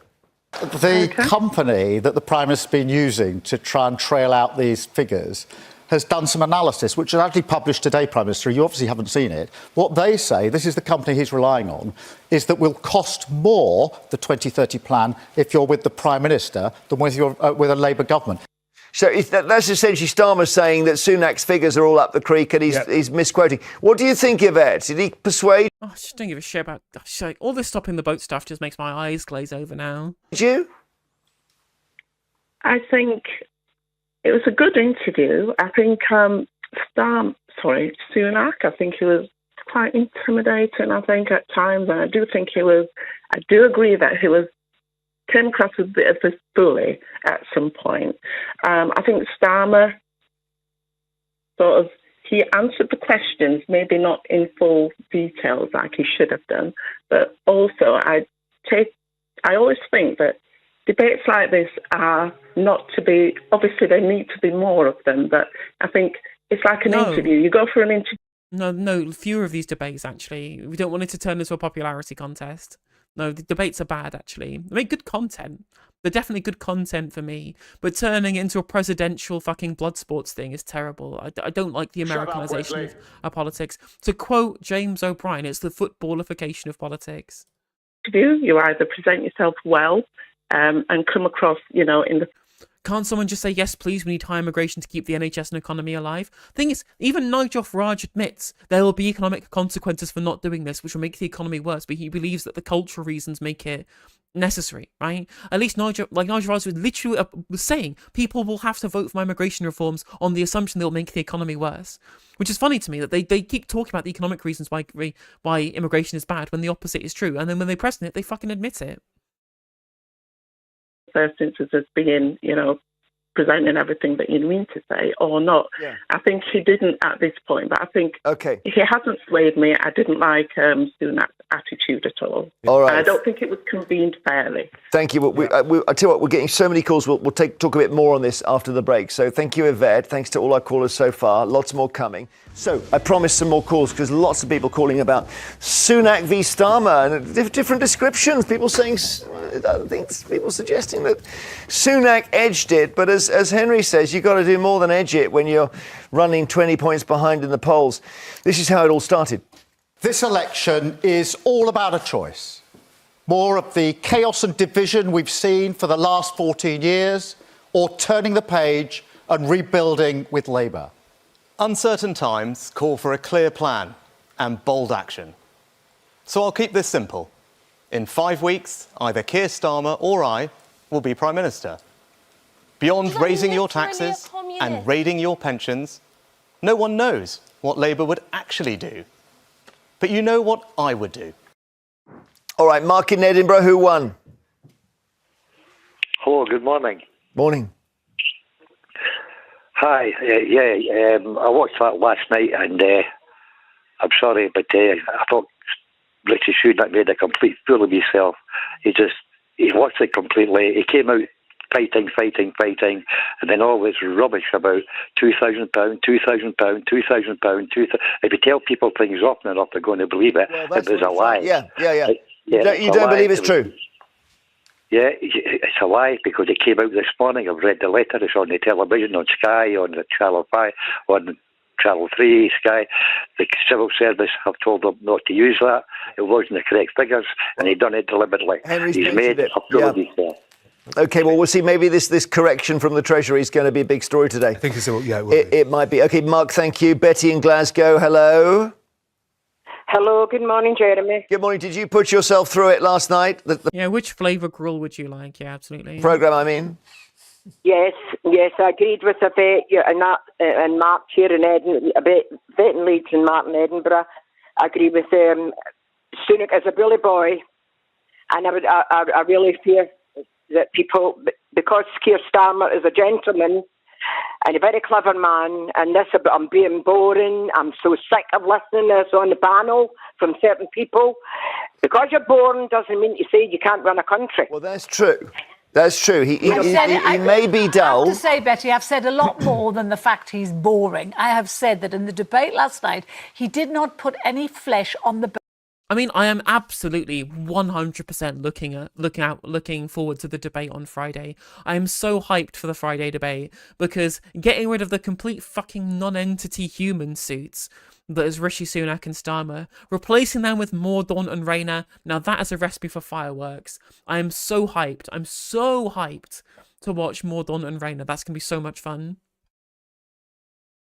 Bones of a single one of his policies. He could not, when confronted, he could not say what he was going to do. Why do you think that is? Because I don't think he's got a plan. Would it be because he thinks that if he says, I'm going to raise taxes by 2%, the Conservatives will say he's told us he's going to raise them by 4%?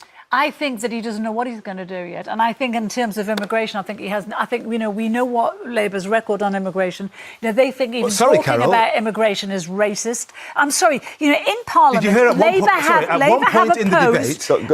hang on. I won't do a Rishi, you speak. Go on. Labour has opposed in Parliament, always opposed restrictions on visas, and they demand more immigration, not less. We know what they think. Henry, respond. There was a point in the debate where Keir Starmer said to Rishi Sunak, you have been the most liberal in immigration. If you look at the figures, last year it was 685,000, the year before it was 745,000. So for all this, we're going to use the benefits of Brexit to bring down migration. It's gone in the opposite direction on Rishi Sunak's watch. So what are we saying then? All right, Brian in Newport, hi. What are we saying? Who won it?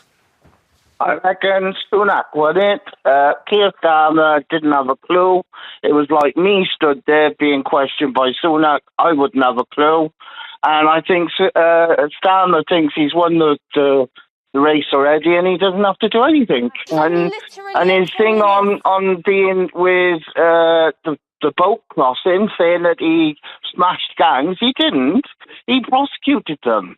He didn't have a clue. And if you're that clever, why is there drug smugglers and things like that still? Brian, watch this clip. Watch this clip I'm going to show. This is where Starmer says Sunak is ashamed.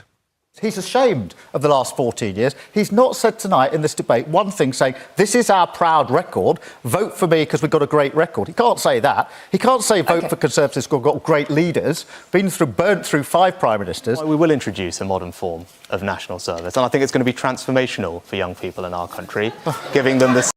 That was a really strong moment for Starmer, I thought, during the debate, when he's just discussing, they can't run on their record because their record is shit, skills and opportunities they need to succeed in life, fostering a culture of service in our society, bringing it together, but also strengthening our resilience and security for the future. Brian, what about that? This thing where he mentions national service and everyone laughs. Well, I think it's stupid because, like Sunak said, that they've had 14 years to come up with ideas and they've come up with zilch. That last night was the time for him to stand up and go, I'm going to do this, I'm going to do this. You're wrong, I'm doing this. And he stood up and went, yeah, but in the past, and blamed everything else. Let me ask you a question. Do you think Sunak has got do you think Starmer has got a load of secret plans that he's not telling us, or do you think you open the drawer and there's nothing in there? There are no plans at all. I think there's no plans at all. It's just like where he's gonna introduce I mean, literally, if they just said we have like this plan for rebuilding the economy through huge amounts of public investment or whatever, none of these attacks would stick. I guess, maybe this person's in the minority of public thought because Starmer's way ahead in the polls, but there you go. Reduce his tax on the pensions and things. Why didn't he just turn around and say, no, I'm not? Okay, thank you, Brian, very much. Thank you. Yes, that's a fair comment. Alex in Lancashire, hi. Neoliberalism. Hi. Who won? Good morning, Jeremy. Good morning, panel. Morning. Thank you for the membership, Simon Jones. Appreciate you joining today. Remember, if you want to support the stream, you can subscribe on Twitch for $4.99 or for free with Twitch Prime by linking your Amazon Prime account to your Twitch account. It gets you a free subscription every single month, courtesy of Jeff Bezos at no additional cost to yourself, which helps fund the channel. Gets you access to my archive live streams, my animated and static emotes in Twitch chat. If you want to drop a message, 100 bits gets you text to speech. If you want a message on YouTube, super chats, I read out all super chats live on stream, regardless of value, as long as it's not rude.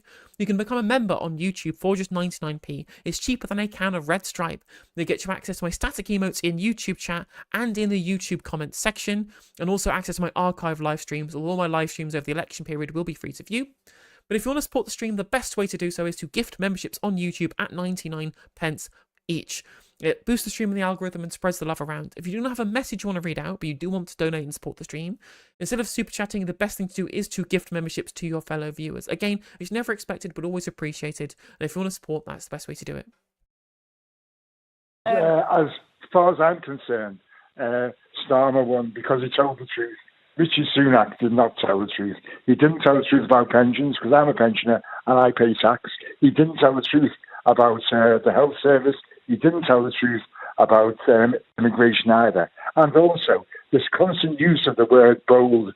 Now, what is bold about telling people they've got to volunteer? The trick is in the name volunteering, not being told you're going to do something. I know this is compulsory volunteering. It does not exist in any volunteering.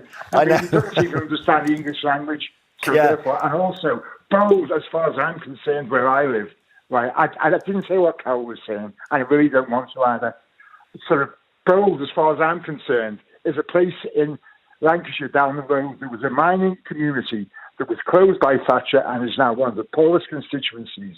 Bold in Lancashire. Okay, I'll remember that. Thank you, Alex. Saying it 30 times does not make you right. The man is irresponsible and incorrect. Richard in Northamptonshire, I gather you think there was someone... I mean, nothing wrong is said there. That guy was absolute 100%. They did deindustrialise the North. Thatcher did destroy these communities. He is a liar and constantly lied. I mean, nothing he said there is wrong. On missing from last night's debate. Well, not missing exactly. I mean, the question is which leader won the debate. Quite honestly, neither of them appear to have offered anything new from their parties, or they're not willing to publish any sort of real ideas. And it's all right, it's a personal opinion, but I think it was Nigel Farage and the Reform Party. I mean, they published their contract some time ago with the British people, and it's all costings, it's under debate. It's not been done through like party political stuff. It's independent contractors. Well, no, it's private. It's privately owned. It's a limited liability company where Nigel Farage is the majority shareholder. It's not being costed. They said that they can just cut 5% from every government department to be able to fund a massive tax giveaway. Like, they are the austerity party on fucking crack, or with a few conspiracy theories thrown in for good measure. What the hell are you talking about? Etc. that have come in and looked at what they want to do, and it just seems that the two parties are... I mean, he's not wrong. He's not wrong. Fucking neoliberalism. Hey, thank you for the Prime sub, Adas. Appreciate you for the supporting with your Bezos bucks this month. He's not wrong that the Reform UK did, garner support out of this debate with two people who are completely out of touch that people don't want to vote for. The smaller parties will at least be able to say, well, look, they excluded us because they have no proper policy to solve the problems of this country. So this guy's not wrong that Reform UK did have a bonus out of this because they are acting as a foil to the Westminster establishment. But to try and say that means that their policies are good when their policies fucking suck is completely nonsense. It's complete nonsense. being somewhat arrogant in that they're both saying one of us is going to be a Prime Minister. Yeah, I mean, it is. I was thinking also, if you're the Greens, you might say we should be there. If you're the Lib Dems, you might say. But this was who's the next Prime Minister, Henry, Yeah, that's right. It's a And the presidential thing debate. is, we had an hour. And it wasn't long enough, No, it wasn't. and there were too many topics. So what would it have been like if there were 6 or 7 people? And was it Richard? Yeah. Richard talks about the Reform Party and all their policies being costed and listed and whatever. The only thing people know about the Reform Party is immigration and Nigel Farage and Richard Tice. Once you get into other things about the economy, once you get into public services, a lot of people will run for the... Well, no, but the thing is that they've actually published what they're going to do. What they're going to do is shit and it's bad. But right, you're a political commentator. It's your job to go on the Reform UK website and look at the plans they've got. You know, they're not like undetailed. They're not. You know, it's not like they're stupid and they're nonsensical, but they've clearly laid out what they want to do. So critique them on that. You can't just say, well, there are people that know about them, they hate them. No. Debunk the policy. The policy sucks. It's easy to debunk. This is your job as a commentator. The hills, because their plan for example, the NHS is going to be much more like America than here. And lots of people in the north of England, in the Red Wall, who depend... It's not like America. They want it to be free at the point of use, but they want to give the money to the public, to the private sector. They want to spend public money on the private sector. That's not the American model. It's dumb and it's bad, but don't lie. Depend on the NHS far more than people in the richer parts of the country. They're the ones who will really feel it if we go that way. OK, well, Richard and all our callers, thank you. Well, that was frustrating. It was frustrating. Am I about to lose my voice? It feels like I'm about to lose my voice. Shouting at my screen. Oh God, these panelists are so awful. Please, Jeremy Vine, Storm Huntley, Alexis Conran, if you're watching, my services are open. I will work for less than these people because I am not a professional political commentator. I'm a fucking YouTuber. Just get me on the panel, please. Please get me on the panel. I just want to be able to provide normal political analysis for these people.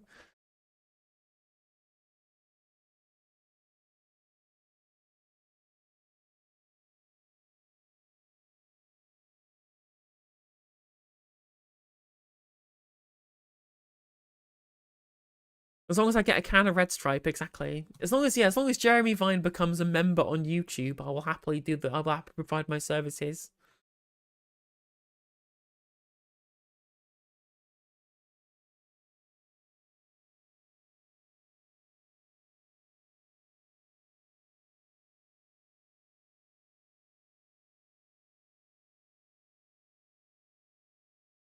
I mean, Nigel Farage said he wants there to be a social insurance system that the rich people have to pay out of pocket for, but that's not Reform Party policy.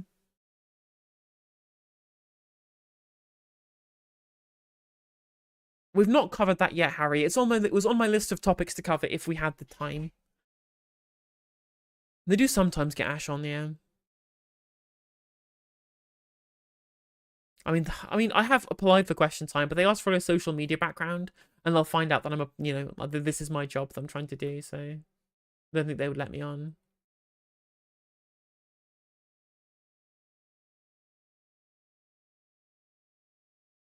How did you find the private healthcare comments? It's if you go to the Reform UK website and look at their contract with the people, and it essentially says that they want to provide vouchers paid for by the state for people to go private to try and bring down hospital waiting lists. Now, this won't work. Like, this won't actually work because there's no private sector capacity, just like West Streeting keeps telling us it doesn't exist. But what that is, by saying there is public money available for private provision of healthcare, which is essentially free money, just like Avanti West Coast was saying, from the private franchises on the railways. By Nigel Farage and Richard Tice in their platform saying, we are going to provide this funding for private sector, what they're trying to do is incentivize investment in the private sector. There being new investment on new private hospitals by saying, look, if you provide the funding for this, we're going to give you state money. That's free money for you to provide NHS services through private provision. If we incentivize that, then you will want to create the investment to build these new hospitals because there's free money on the table for it. That's what it is. It's not about trying to privatize the NHS by selling off NHS bits. It's trying to compete with the NHS by offering public money for private contracts. It's the same as what West Streeting is offering.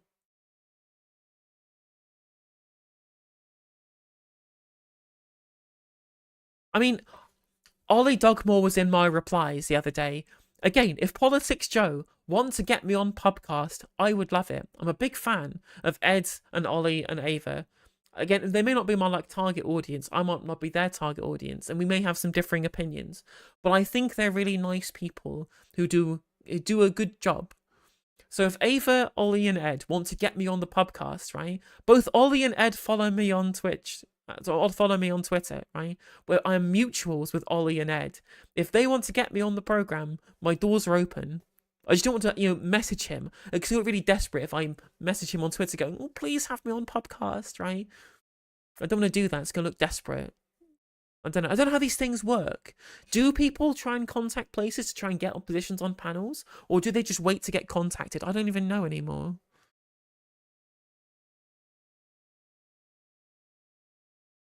How long have I been a full-time streamer? Since October last year. Fucking neoliberalism. Hey, Black Mover with the Prime. Thank you for re-upping your Prime for the 7th month in a row. Thank you for throwing your Bezos box my way. I've been doing like political commentary for about 3 years, but it's only been full time since October. I got my big break when I did the gotcha on Rachel Reeves and Novara brought me on. So Novara are the people who've given me the platform to do this full time. I was only on like 3,000 subscribers in last September, and now here I'm on 14k. So.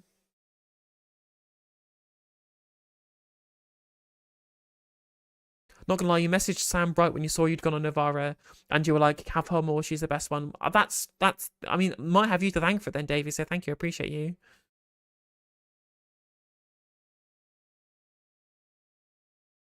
Election season, it's the ideal time to ask around if people want commentators and such. Yeah, absolutely.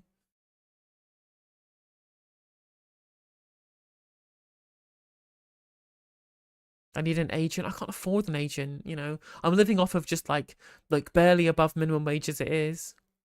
Thank you, Truth Teller. Thank you for jumping over from Navarro.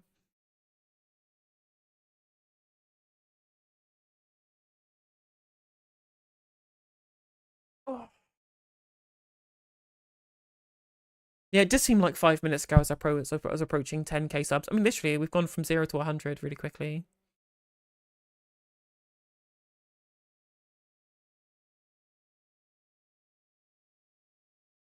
Like, promise me, chat, promise me, if I become big-time YouTuber in 2 years' time or whatever, and I'm on, 100,000 subscribers or some shit, promise me that I won't act like, oh, well, if I can do it, then anybody can. You need to pull yourself up by your bootstraps. And if I forget all of the little things that have given me the luck that I needed, the lucky breaks to get me here, don't let me fucking forget it, neoliberalism. Chat. Don't let me turn into one of those, hustle culture, you can do it if you put your mind to it bellends, right? Make sure I remember my roots. Fucking neoliberalism. Wow, thank you very much for the 20 gifted, Toby Taylor. Really appreciate your support. That's really generous of you. Thank you. Can I do interviews? Yeah, I'm doing an interview with Shaman from the Green Party tomorrow. Fucking neoliberalism.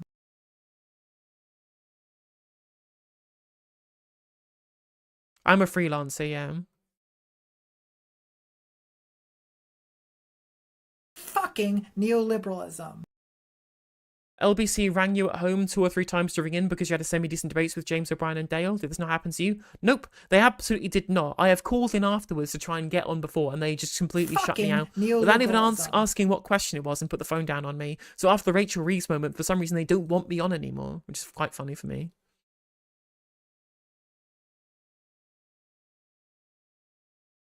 Thank you, Toby. Appreciate you. Just don't turn into Vorsh. I will absolutely not do that.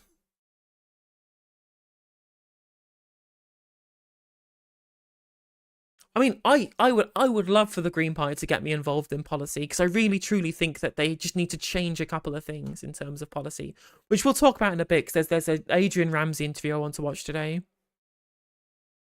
I should get a burner sim, yeah.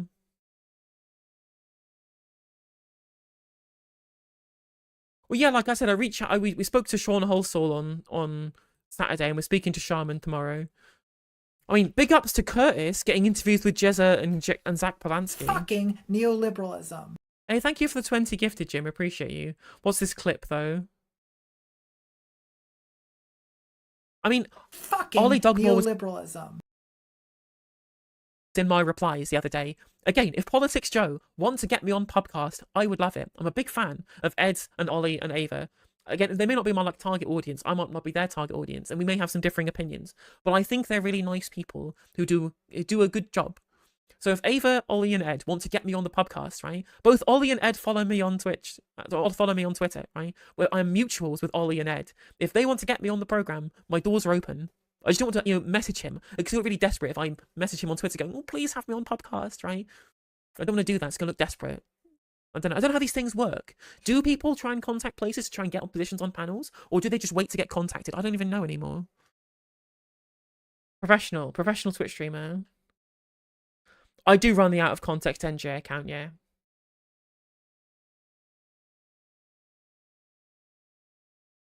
Rebecca Gregson, discovered me via Novara and really enjoy my streams. I can't ever really put into words how my feelings on the things you cover, but your knowledge and terms really help clarify my thoughts. Thank you, Rebecca. Appreciate the kind words.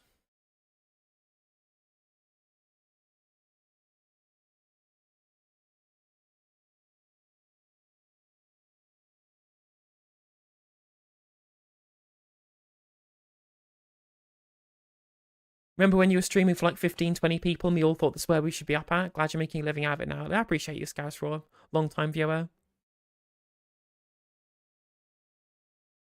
I mean, there should be Effie, yeah.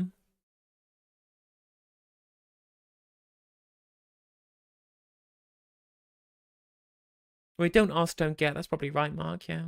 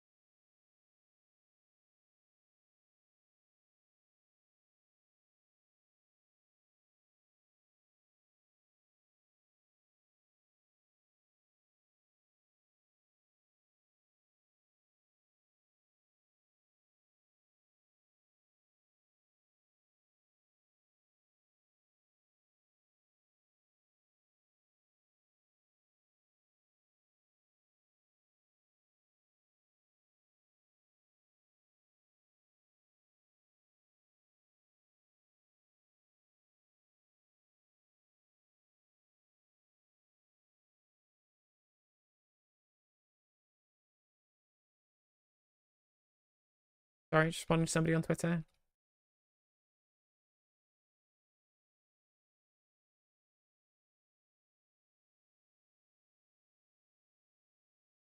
Yeah, we're going to talk about Faiza Shaheen, yeah. Because I'm literally a communist. Yeah, thank you for the follow, Wanyabs. Appreciate you. Gething's gone and cried in the chamber before the vote. Yeah.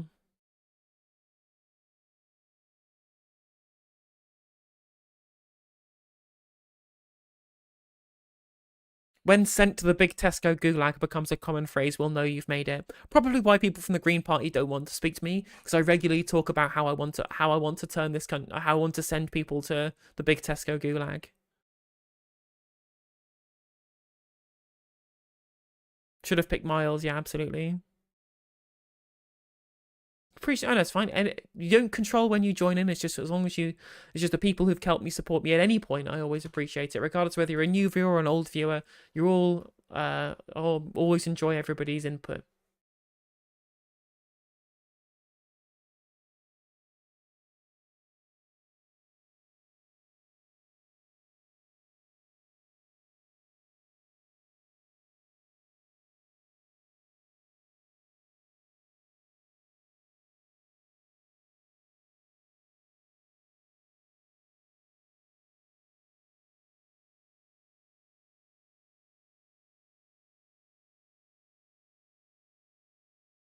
People are always flooding the email trying to get on programs. It's a very aggressive market. Well, that's sad.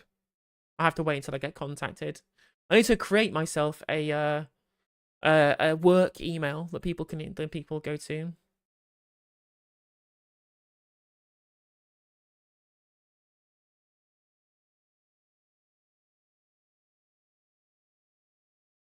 Well, exactly. As I said, yeah, she's not a tactical voter. She's a Labour shill.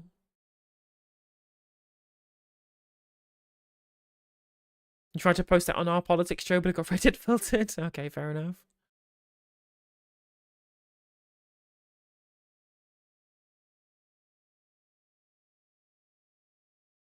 Because I'm literally a communist. Right, let's watch this. Let's watch this interview with Adrian Ramsey from the Greens. Adrian Ramsey, this is looking like a change election. Most people have decided that if they want to be part of the change, they should vote Labour. Why are they wrong? This is not loud enough. Let me increase the volume.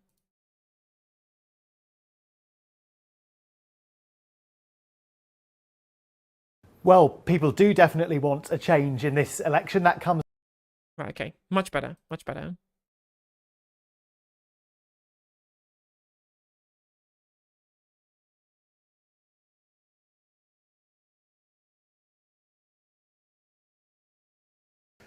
Adrian Ramsey, this is looking like a change election. Most people have decided that if they want to be part of the change, they should vote Labour. Why are they wrong?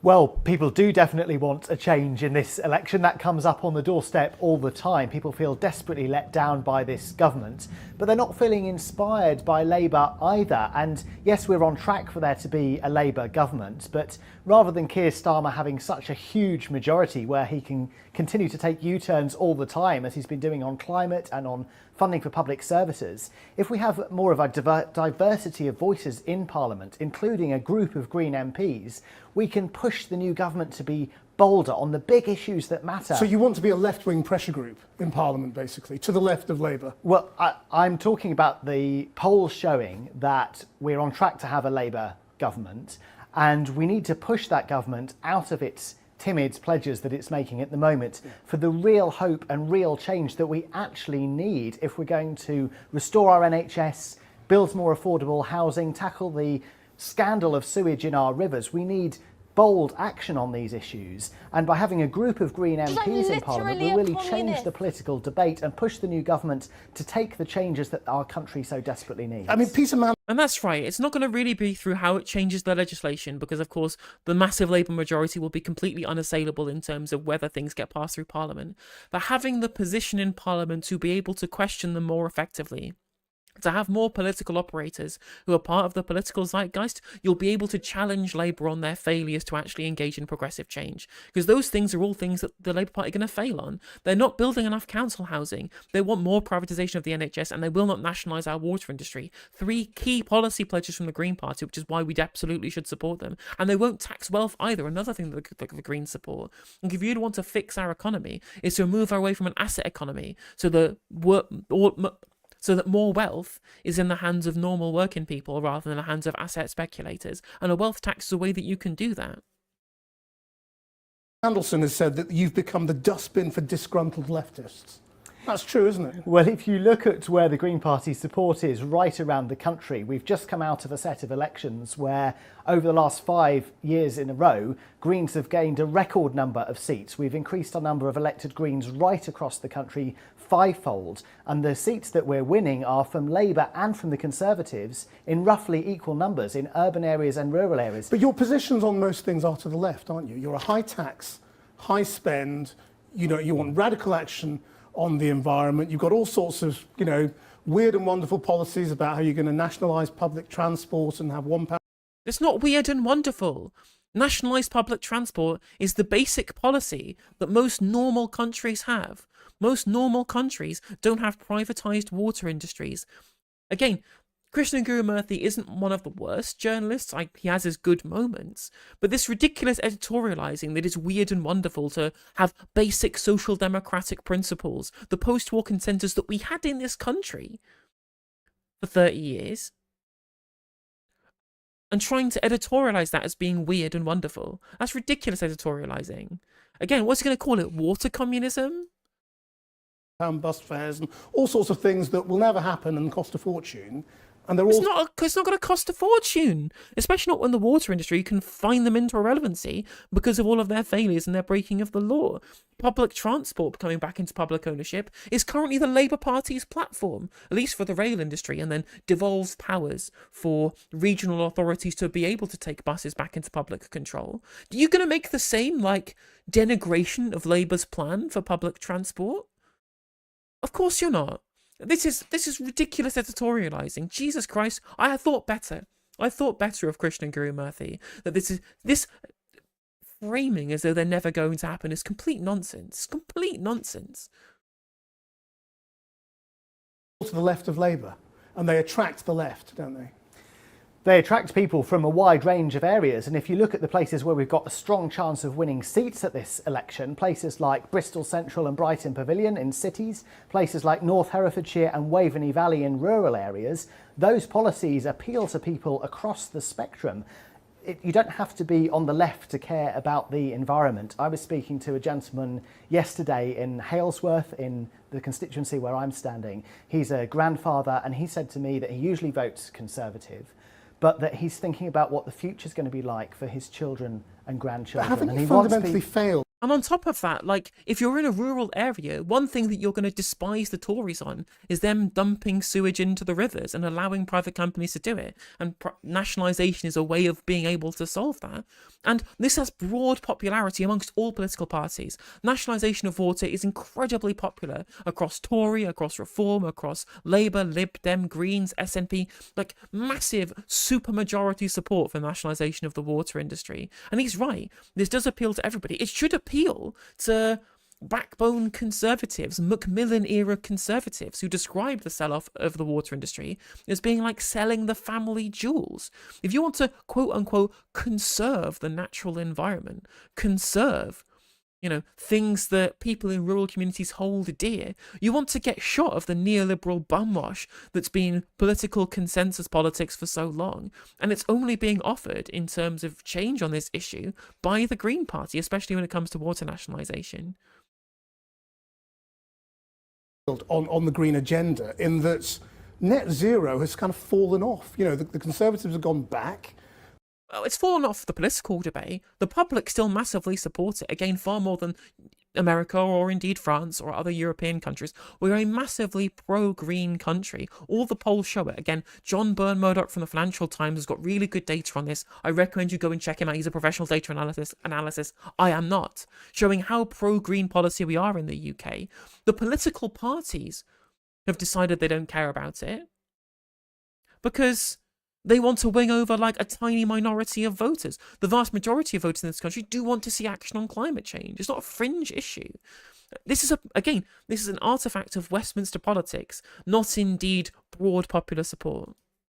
Labour is talking about clean energy rather than net zero. I mean, the central aim of the Green Party has been set back in the last 2 years, not forward. Well, what you've set out there, Krishnan, is how both the main parties have let people down on the action that's needed on the environment. And yes, this is about tackling the climate crisis, and it's about creating a better society, because if we invest in the better public transport that we need, if we support our farmers to produce more food locally, if we insulate our homes so we bring bills down and keep homes warm, if we invest in renewable energy to tackle the energy crisis, all these things will create a better society for people. And people right across the country are desperate for that sort of change. They're fed up with the scandal of sewage in our rivers, with the lack of affordable housing, with our NHS at breaking point.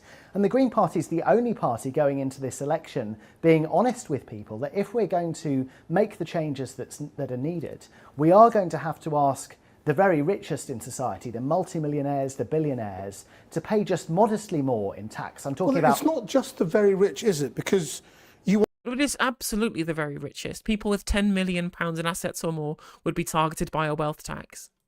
Want to remove the cap on national insurance, for example. That affects anybody earning more than £45,000. That's true. We do think that we think the percentage that people pay on national insurance should be the same regardless of their earnings. So you want 'cause at taxes the to go mo- up on at- 'cause everyone at the- from 45,000 At the up? moment, the people who are on the lower to middle incomes are actually paying a higher percentage of their income on national insurance. That doesn't seem right. But You also want to equalise capital be- gains. And he is absolutely, that is a regressive taxation, the way we do national insurance. I disagree that we should get rid of the cap. I think that we should just make it less regressive by reducing it on those below that figure. But I don't necessarily think it's a bad policy, especially if you can use your wealth tax to overall bring income tax rates down. But I don't think that's necessarily party policy yet. But that might not play well with floating voters. Let me be clear, Christian, that the place. And also, capital gains tax is a tax that rich people pay. Normal working people pay income tax on the labour that they do, on the work that they engage in, on the labour that they expend, that they sell to their employer. That's what income tax is. Capital gains tax is what asset holders pay on the increased value of the assets that they sell. The people who own assets in this country are absolutely the richest people in this country. The main asset that people who are not the richest own in this country are their homes. And homes have plenty of ways in which that they are not subject to capital gains taxation. When you sell them, especially if it's a primary residence, you do not pay capital gains tax on these things. Capital gains tax would be on share portfolios, which is what majority of whom is owned by the rich. It's good they want to equalise capital gains tax and income tax. That makes it fairer. Because the people who make money from capital gains are unproductive. They are completely unproductive. They are parasites on the economy. They are rentiers who make money from owning and not working. The fact they pay less than productive members of society who do work, who do sell their labour power, is not just unfair, it's economically illiterate because you're disincentivising productive work during a productivity crisis. Place where we are looking for the vast bulk of funding that we are seeking to raise so that we can restore our NHS. We can tackle the dental desert, we can tackle the patients in corridors in our hospitals. The vast majority of that funding is going to come from asking the multimillionaires, the billionaires, people with over 10 million in assets, to pay 1% on any wealth over 10 million. So quite a modest percentage. You also want to raise capital gains tax to the same rate as income tax. That will hit every small business in the country. Everyone who builds a business and dreams of... Yes, absolutely. It should be hitting people who own businesses. They should get taxed just like everybody else who works. Why should a small business owner pay half the rate of tax than somebody who actually works, who works rather than owns? Again, small business owners are owners, not workers. Why should they pay less for doing less work than people who actually do work? This is nonsensical. It's fair to make these people pay the same amount. You're currently saying that small business owners should get a tax discount for the fact that they're owners rather than workers, Krishnan. What is this framing? Selling it one day to create their nest egg will be hit massively by that as an idea. That's not multimillionaires. That's ordinary, hard-working small business. Small business owners are not ordinary people. They are the bourgeois. They are the people who own the means of production. This is crazy framing. Owners. Well, actually, the Green Party has a lot of policies in our manifesto for how we would support small businesses, because small businesses are the bedrock of our economy. I mean, you know, what we're tax would talking go up about is double for some that people. there's a lot of people in society who earn income from assets, and the percentage of that income is taxed at is significantly lower than people who earn their income from being employed. And yes, we would like to equalise that as part of a range of measures that will raise the money that's needed to restore our NHS, to bring about a transition to a green future. But we also have a whole suite of policies which will be reflected in our manifesto coming out about how we can support and safeguard particularly small and independent businesses, which are the bedrock of so many of our communities, and particularly in the market towns in Norfolk and Suffolk that I'm out in every day. Those small businesses are a crucial part of those local towns, and the Green Party, more than any party, wants to really support and see how we can really help small businesses to play a huge role in those areas. I mean, and again, it's when they sell it, it's when they create the capital gain on selling the business. If you're selling a whole ass business, why do you need a massive tax cut? That doesn't make any sense to me. Especially after having taxed through the nose the people who've worked in that business, creating the wealth that is then getting sold by the person who owns rather than works. The truth that you've been caught on the hop, like many people, by this early election in terms of both policy and candidates. I mean, you've had to take down a load of pages from your website of sort of some of the more eccentric policies that you had in the past, and you haven't got the new ones up yet, and you haven't sorted out all your candidates. I mean, you know, you're still facing that. The Greens have more candidates sorted than the Conservative Party do. That sort of problem of being a bit crazy in places. Christian, we are better prepared going into this election than we have ever been before. Last time I checked, we had far more candidates selected than the Conservative Party did. We've got a clear strategy going into this election. But you've ditched meat rationing, which is you? Well, what else have you ditched? The distinction you're making there, Christian, is around policies that we had in place for a long-term vision for society, compared to, as all parties do, we'll be producing our manifesto for what we were putting forward for this next 5 years of this next Parliament. That manifesto is coming out on the 12th of June. It's been in preparation for a long time, so the fully costed elements of it that you were starting to refer to, we've been planning for some time, so we can show how we would get the funding that's needed to restore our NHS, to transition to a green economy, to make sure we have affordable housing, to tackle the crisis of affordable housing in this country. So we've got clear costed policies that we'll show in our manifesto. We've got candidates selected for all corners of the country more than ever before. You've had to withdraw something. And if I could add to that, Christian, we've got a clear strategy for this election, because we know that under the voting system we've got, Greens need to finish first in certain constituencies to win seats, and we've got big concentrations of support in places like Waveney Valley, Bristol Central, North Herefordshire, Brighton Pavilion, where people in those areas know that Greens are the main challenger, and our activists are actively supporting our laser-focused campaign in those areas to get Greens elected, because we're not about shaving a few votes off another party. We're about having elected Greens representing their communities and pushing this government, the new government we're expecting, to be bold for the real hope and real change that our country needs. But isn't this... That's a really good answer. I really like that answer. But again, I think they should be pushing more as well, that we have these 4 target constituencies, but we're also thinking for the long term. Right? These 4 constituencies might be on the ballot for us right now, but the more we build our base in what we're currently in second place, in constituencies where we're currently second place, in future we can challenge Labour. After 5 years of Labour failing, we'll be there to pick up the pieces, and we'll be able to tell the people of Leicester South, the people of Birmingham Ladywood, the people of all of these constituencies where we're biting at the heels of the Labour Party in Birkenhead, and say, look, they failed to deliver. We had the plan. We told you what the plan was, and they've not done what we said that we should do. We'll be able to succeed where they failed. And then come the next election, we'll be able to base to challenge in even more than just 4 seats. It's the real problem that you have, that you've still got crackpots standing for you, and people who just say things that are unacceptable. You've had people... I mean, every party has crackpots. Like, whatever. Like, that's politics. Had to withdraw because of alleged anti-Semitism within the party over the Israel-Gaza war. And, you know, the Green Party suffers massively from our current electoral system.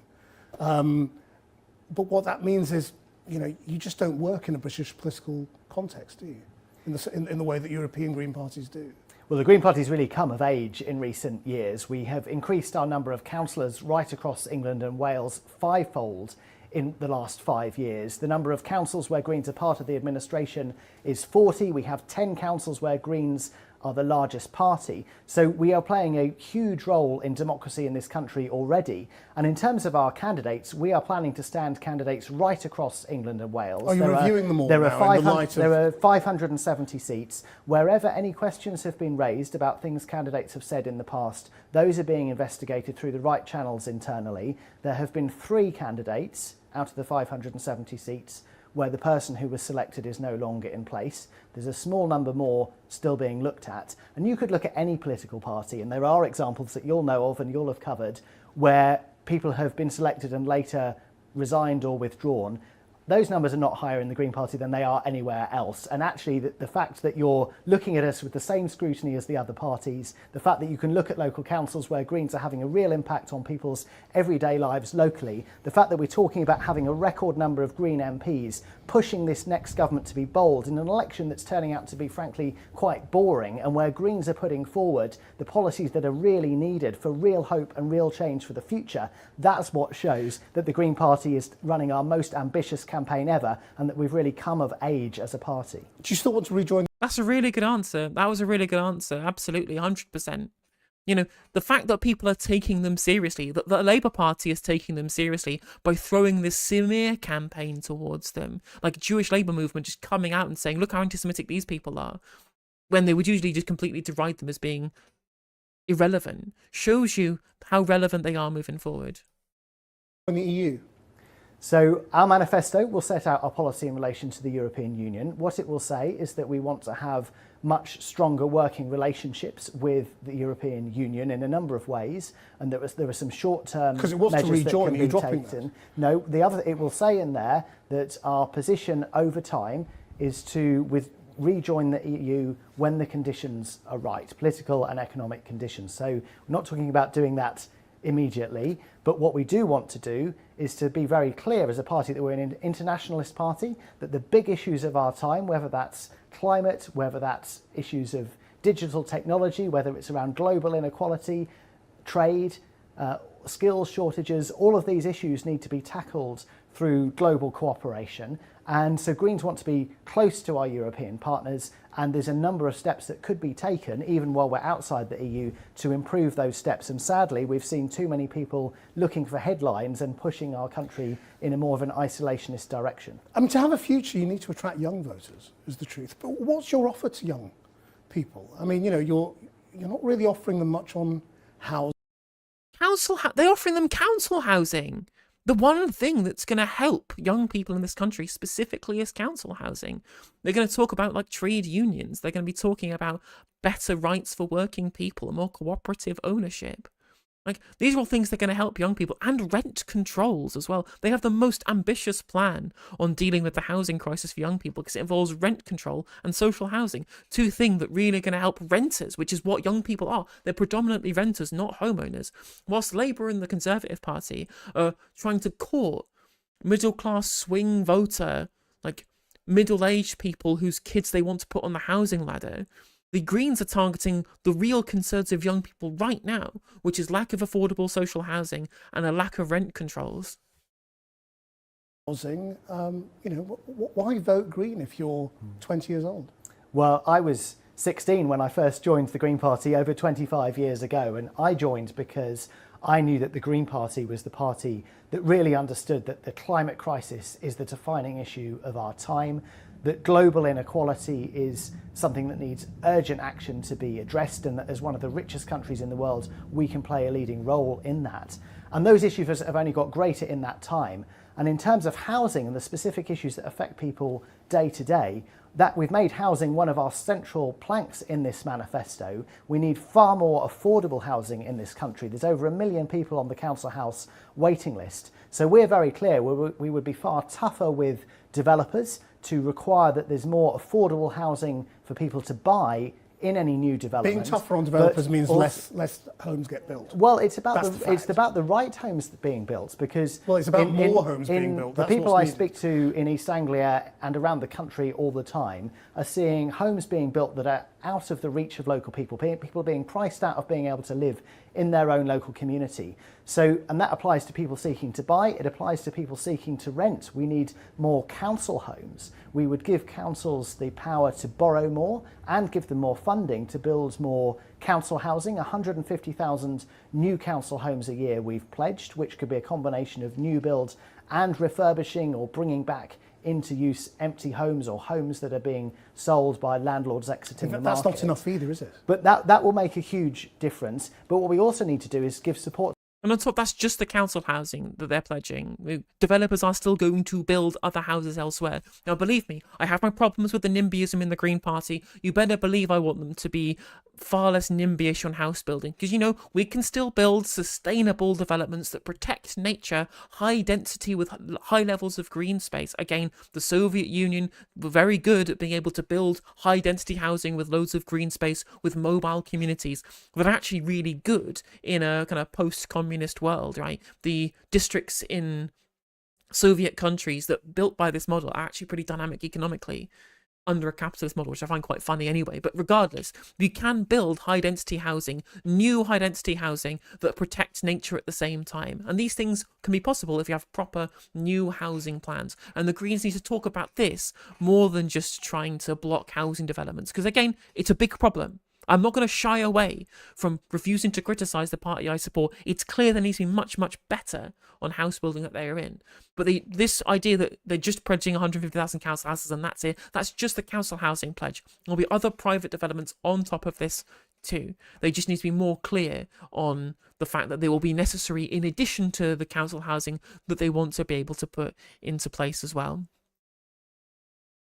Lots of people who are renting in the private rented sector, where there are some examples of private landlords hiking up rents well above the rate of inflation, certainly well above the rates that people's wages are going up. And we would give local councils the power to introduce controls on rents based on the local circumstances and what's needed to keep rents affordable locally. And that's a very practical policy that will support particularly young people. Keir Starmer says he's And on top of that as well, one thing we need to do, it's important to say, well, we can't just build a bunch of luxury flats. You can't just build loads of luxury flats and expect it to be affordable. And that's true. Even if you increase the supply somewhat, we've all seen what happens during the subprime mortgage crisis. When you have a housing bubble, when you have building of new housing that speculators can buy to drive up the price within that bubble, that is catastrophic for the economy, and it does not bring down house prices. It does not make them more affordable, especially when landlords have dictatorial control over how rent prices go because the supply is so constrained and there's no alternative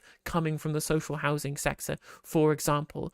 One thing we need to talk about more, and I hope the Greens take a policy on this, is banning foreign investors from buying housing in this country. Max Chandler-Mather, who is the housing spokesperson for the Australian Green Party, talks a lot about how speculation from property speculators in our markets is what's driving up house prices, and we need to have controls. No more tax breaks for property investors, no more houses built so that property investors can buy them, so that landlords can buy them. Build to rent has to get outlawed. We need to properly make sure the actors who want to speculate on our housing market are banned from doing so. I'm not sure whether the Greens are going to have something about that. Hopefully it will be in the manifesto. But if any Green Party members and upper echelon people like Zach Polanski are watching, one thing we need to talk about is who gets access to new build housing. It cannot be landlords, it cannot be speculators. We need to make sure houses are built by people for people, private or public. He's relaxed about people being rich and getting richer. Are you? Well, Greens have a vision for a future where we are investing in the transition to an environmentally friendly way of living, renewable energy that can keep people's bills down, insulating people's homes in a way that means the homes are warmer, that their bills are not going up all the time, improve public transport, supporting our farmers to produce more of our food locally.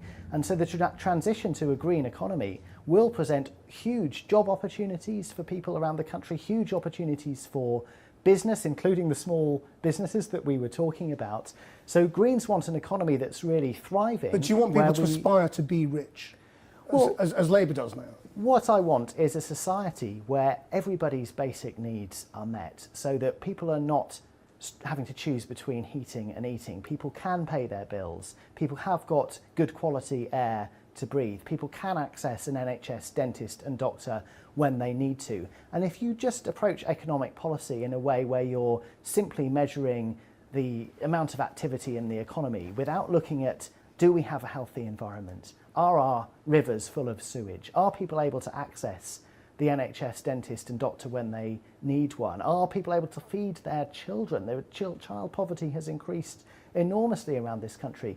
If you just take a blunt approach to economics of just looking at growth for growth's sake, you fail to recognise that we have a hugely unequal country and that we only have one planet. And what people say to me all the time is that they want to see parties taking the urgent action on the environment. They know that Labour and the Conservatives...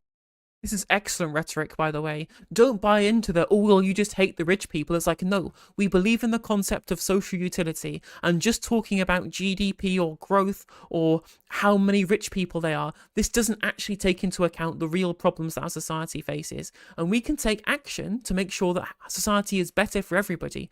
That may include rich people getting rich. It may not include rich people getting rich. I would prefer there not to be rich people getting rich because I believe that it tampers with our democracy. But even if you believe that people can aspire to be as rich as they want, that doesn't preclude you from fixing the problems that we have with child poverty, with climate change, with inequality, with basic needs being met. Like a social democratic platform is one where everybody's needs get met, where we have aspirations for people who want to aspire, but we have a base level for everybody, for all working class people in the country, so that they do not have to worry between heating and eating, then in fact they can prosper. But regular people on the bottom ladder of the rung, regular working people on the bottom rung of the ladder can have the luxuries. They can go on holidays. That should be the aspiration of any social democratic economy. I'm a socialist. I think that we should be dismantling capitalism and replacing it with something fairer from the outset. But even from a social democratic perspective, which is basically what the Green Party are at this point, it's absolutely fine to say, we don't really mind if rich people get rich, but the fact that they are getting rich at the expense of everybody else and people can't put food on their kids' tables, that is wrong, and that's what we want to stop.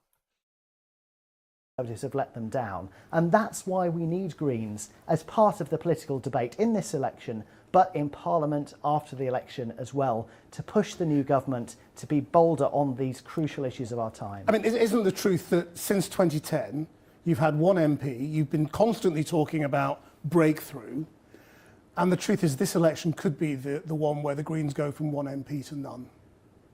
What's happened since 2010, and particularly in the last 5 years, is that the strength of the Green Party across the country has grown enormously. We've increased our number of elected Greens in councils, fivefold. yes, but when it comes to Westminster, Caroline Lucas is stepping down, and that kind of tells you everything. She's had enough. Caroline Lucas is very clear that she wants to see a group of Green MPs in this next Parliament. She's out on the campaign trail supporting our campaign in places like Bristol Central, Waveney Valley, North Herefordshire and Brighton Pavilion, places where we've got a big concentration of Green support, where Greens are the main challenger, and where it's very clear that if people want there to be a Green voice in Parliament, we can achieve that, and we can push the new government to be bolder. Because whilst people desperately want to change at this election, they see that Labour's pledges are timid, and that we need real hope and real change to tackle the challenges this country faces, and that having Greens as part of that political debate will push the new Parliament, the new government, in the right direction. Give me one example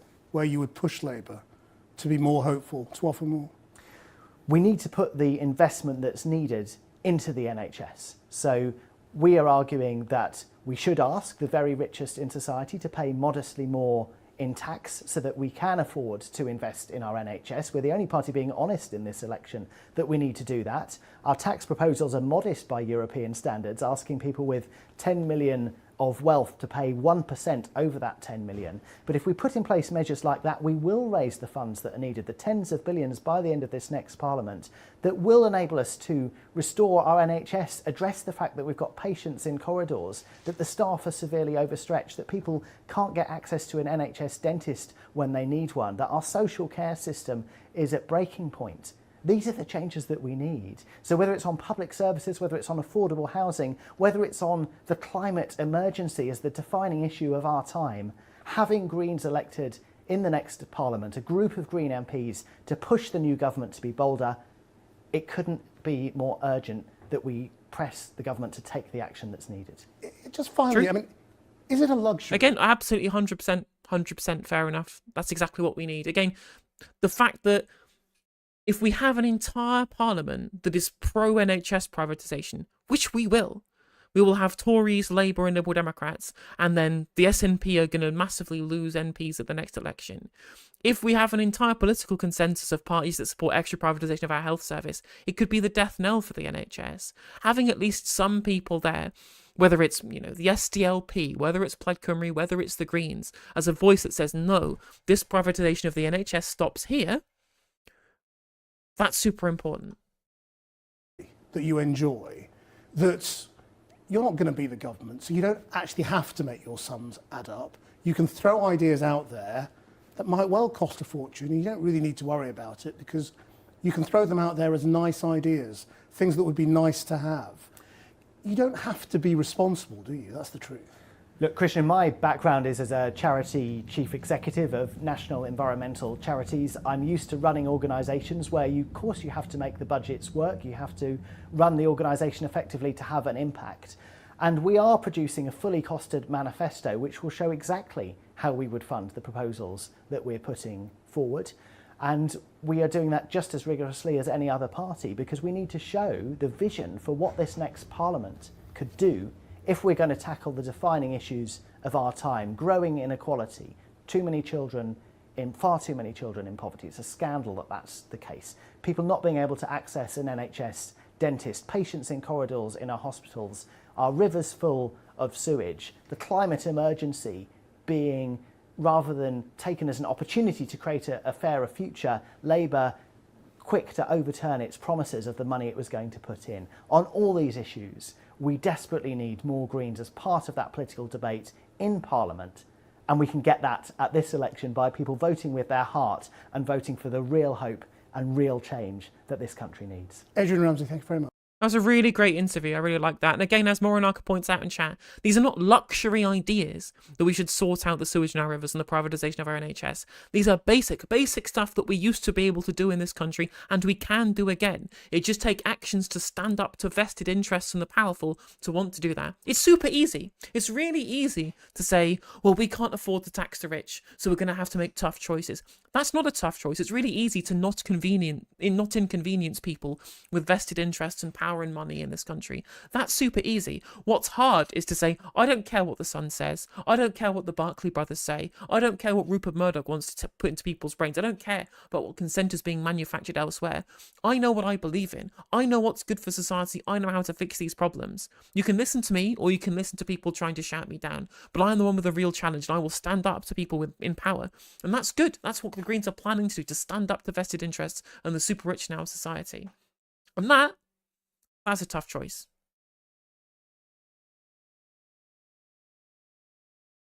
Sorry, Climate Island. What policy areas want to change the most in the Green Party? Housing. I really want to change housing policy. I am desperate to change housing policy. Every time I try and win people over on the Green Party, all I hear, every single time I try and convince people to vote Green, all I hear is they won't build enough houses, they won't invest in nuclear energy. That's all I hear from them, and I just want to change the public perception of the Greens by having us with a pro high density building model. Like, I want to use powerful changes to how we do planning in this country on infrastructure and housing to ensure that we can have sustainable, ecologically friendly, ecologically concerned expansion, because we do need to build more.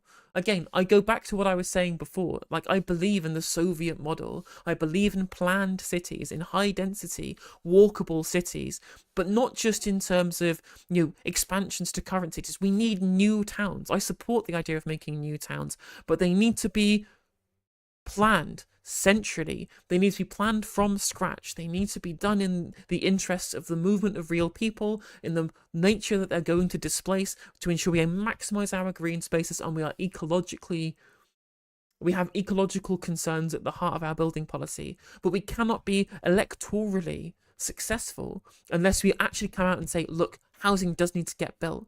But what we can't do is leave it up to the private sector. We can't just leave it up to privatised interests paving over whatever and not taking ecological concerns at heart, or the people's concerns at heart, or the interest of how we build our society at heart, the societal utility. We need a public developer, a publicly owned developer. The Greens in Australia talk about this as well. Again, this is Max Chandler-Mather speaking to you through me. We need a public developer building high-density social housing that also is a public planner that plans new towns based upon human-centric and nature-centric plans that are high density. That's what I want to change about Green Party housing policy.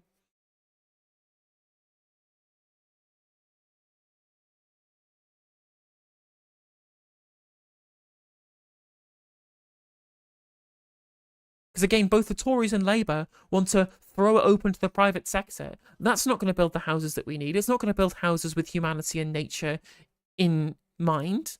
It's going to build houses based upon the profit motive. We need to remove the profit motive from our housing sector by having a publicly owned developer and by having public housing and council housing. Obviously, they are focusing on council housing at the moment, but they're trying to be a little bit coy. In fact, they lied. Like Zoe Garbett, when running for mayor of London, she lied about the New Economics Foundation's report on council housing by saying that they could do acquisitions of council houses instead of building new ones. Right? Instead of building new ones. And I'm like, no. The NEF specifically said we need to build loads more as well as acquiring existing ones into the council sector. We just can't do it so that we are, destroying our ecological areas and destroying nature when we can have sustainable building practices that protect nature, that protects green spaces, but also puts the needs of humanity there as well, which is an expansion of the housing sector to make it affordable and to make it the necessary changes that we need to our housing sector to decommodify as much as we can.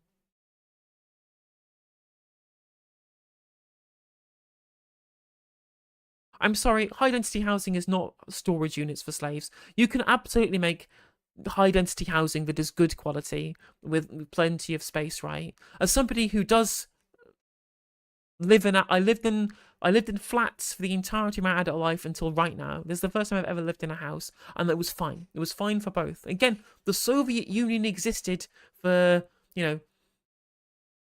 70 years where people lived in high-density accommodation. They weren't slaves living in boxes. It was fine. People were happy.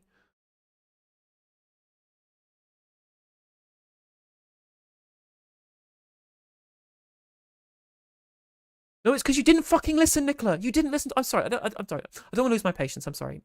I will be calm. Nicola, you didn't listen to what I said. The reason why your message was deleted by Mithril specifically, I didn't delete it. It was a moderator that deleted your message. It's because you didn't listen to what I said. I said the Greens are social democrats who want to keep capitalism but reform it.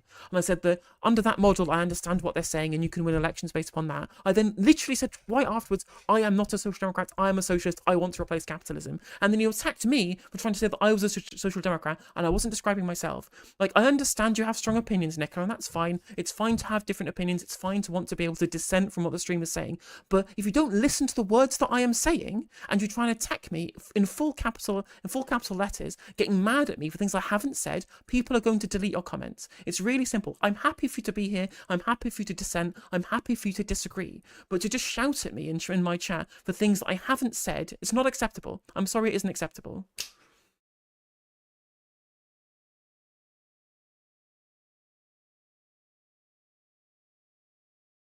Can I suggest that housing policy for the Greens would to be feeding landlords into wood chippers? I mean,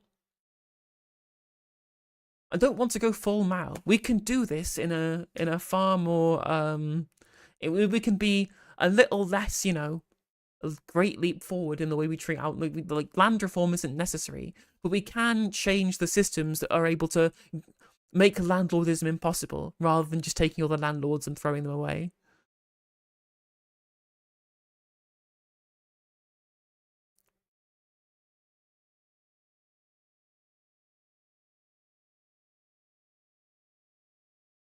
And again, I apologise for shouting before, Nicola. I apologise. I shouldn't have flown off the rails at you. I apologise that I swore at you before.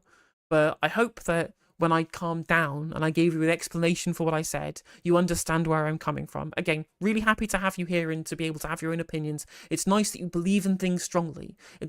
Everybody has things they believe in strongly. But don't act like I've said something that I haven't said. It's really important. You watch you on YouTube. If you want to double check what I've said, you can rewind and then look back forward again. You can rewind and look back forward and make sure you know what I've said. People in the comments in YouTube also pointed out that you were putting words in my mouth I hadn't said.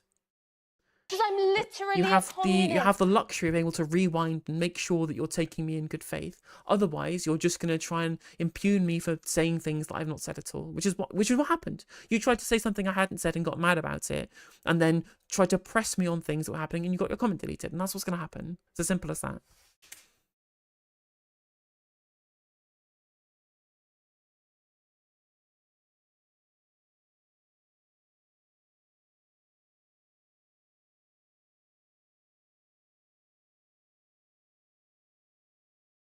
The channel Balkan Odyssey is right up my alley street, right up my street, sorry. It's in a video called Commie Blocks Are Awesome, actually, about housing in the Balkans. I mean, as a Tito fan myself,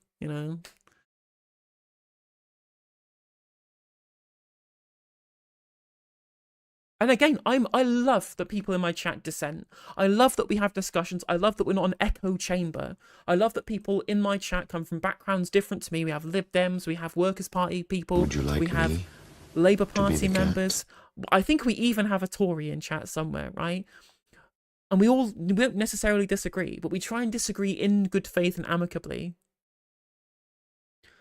But again, we do need to have some level of decorum. We need to have some level to which that we hold ourselves to high standards, because we should have high standards. And when high standards are not met, it needs to get called out.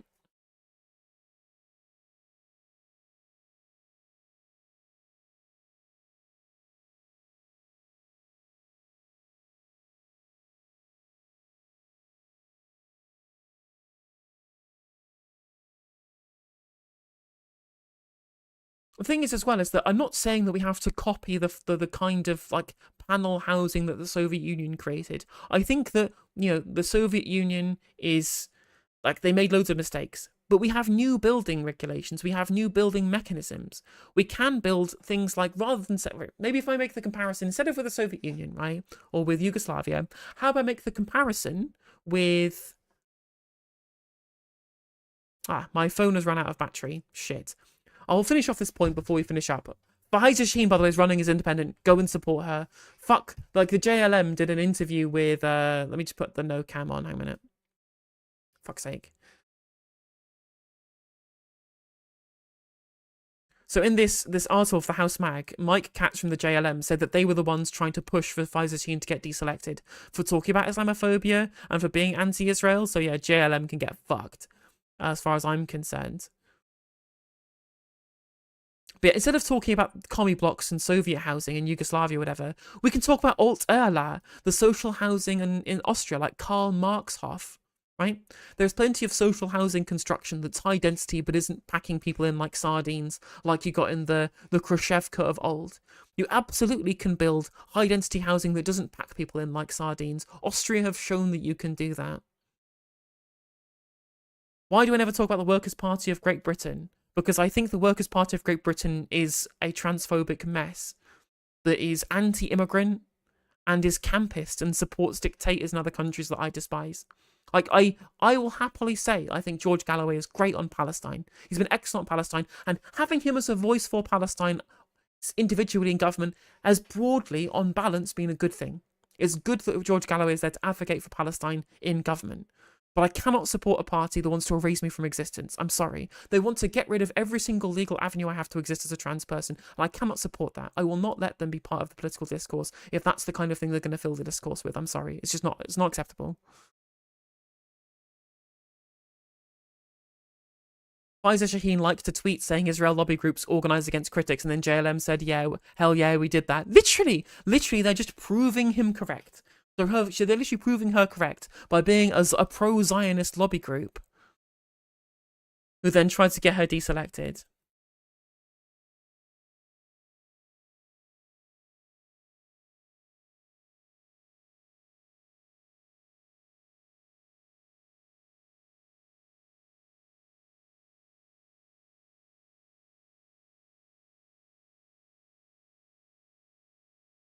The recent social media activity brought to JLM's attention by local members included talk about the elite Israel lobby that she liked, really plays in traditional anti-Semitic trope of power and shadow control. But it's just how lobbies work. Countries have lobbies.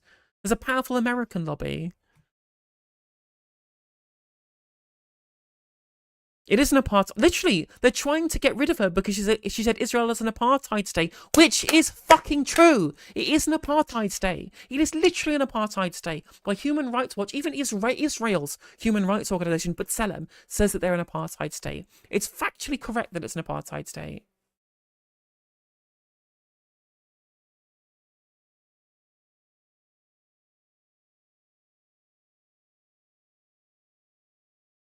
And then getting mad at her for saying that the Labour Party is institutionally Islamophobic against her.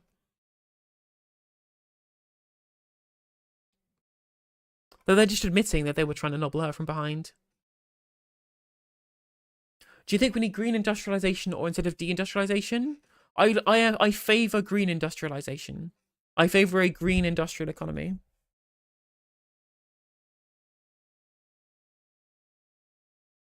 Yeah, I think the kibbutzim are fine. Like, a lot of leftists get mad at me because I have literally zero problem. During like kind of the first Aliyah under Ottoman control, Jewish people moved to the Negev. They displaced nobody.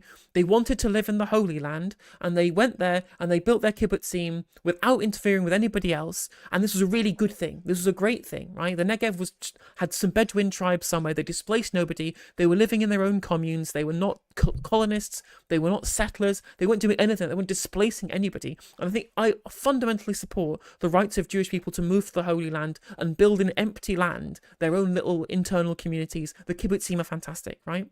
Zero problems with all of this. Is when the Labour Zionism started post-Jabotinsky, post-Herzl, where it became a real problem, where they were trying to displace Palestinians, they were trying to take jobs away from Palestinians, they were trying to take economic control of the Palestinian territories. And that is where the problem started. There is literally no problem. There's no problem with people moving around freely. I fundamentally support that. I fundamentally support the rights of Jewish people to go to Palestine and find their own communities. It's when they try and usurp the power structures, usurp the economic structures, usurp the people who live there already, there became a problem.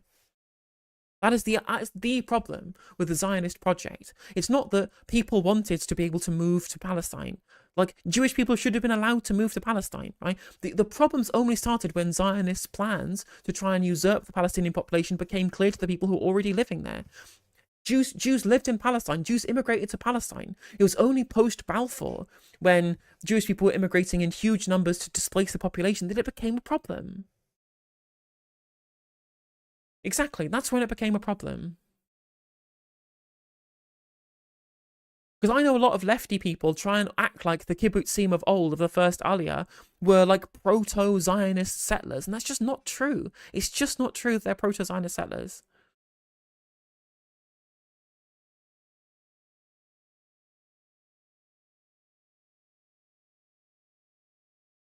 When am I next on Novara? On the 13th.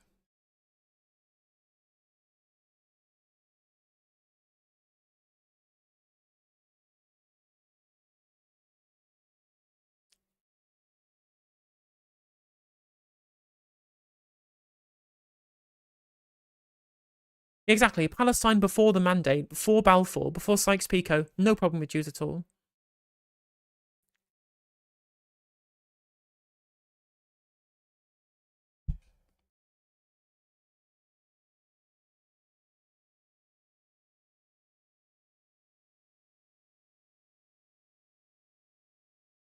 But yeah, so Faiza is running as an independent now, and I give her my full support. Also, think about the pros of the future Independence Day. Here's Jeremy Corbyn signing his papers to come as an independent to crowds of adoring fans. We know it's a bit culty, to be fair, but even so, big ups, my man.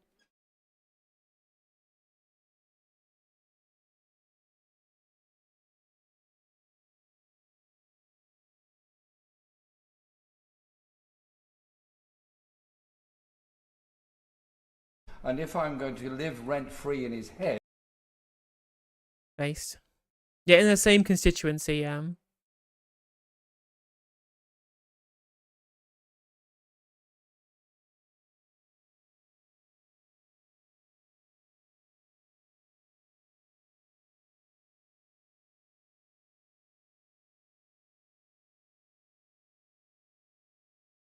Yeah, exactly. Like, there were plenty of reasons for non-Zionist Jews to want to flee the countries they were in across Europe. Like, anti-Semitism is a European problem, like, historically. They wanted to leave, quite rightly, in the 1900s because of persecution that led to the crimes of Nazi Germany. And they were persecuted in Russia under the Russian Empire and under the Soviet Union. You know, like, there were plenty of reasons for Jewish people to want to flee countries where they were seeking persecution. And they had plenty of homes in Arab countries for millennia, really and truly. They were, not to say there weren't problems, right? There were problems with the like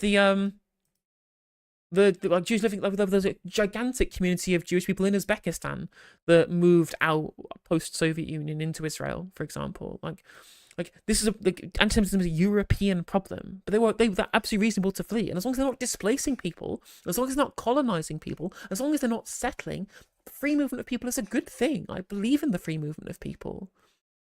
But they didn't. The people who were in the first Aliyah didn't have the plans to usurp people. It was the Zionist project of people like Herzl and Jabotinsky, and then in future people like Rabin and people like Ben Gurion, who were the ones who wanted to do the displacement.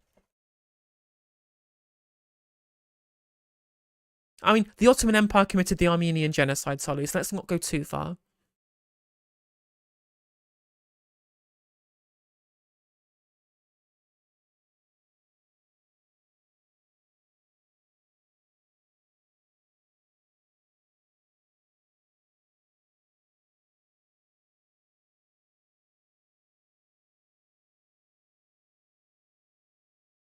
I mean, you can't point to a single point, but I guess the Balfour Declaration is like the time when the actual colonial Zionists had the wind behind their sails, so to speak.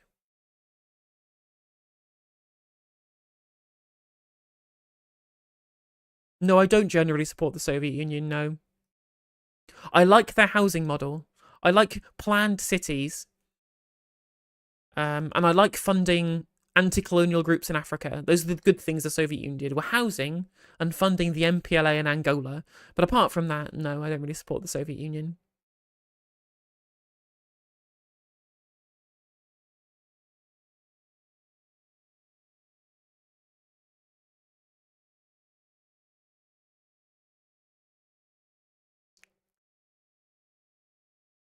Jesus fucking Christ. Look at this. Look at this. Reform UK 2 points behind the Tories. This is so funny. Oh my god. This is so funny.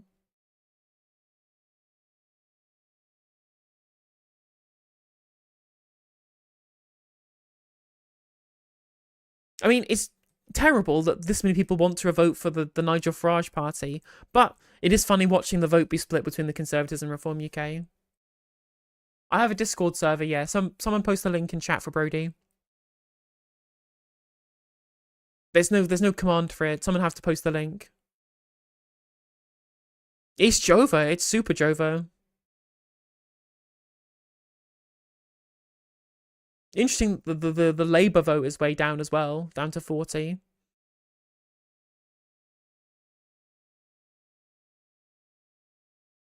How does this project in seats? Let's work it out.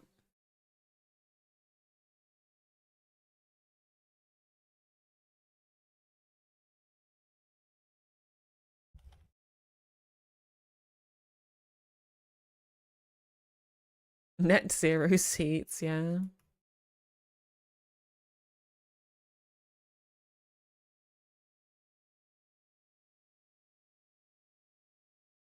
Where's the fucking thing where you can put in your own values?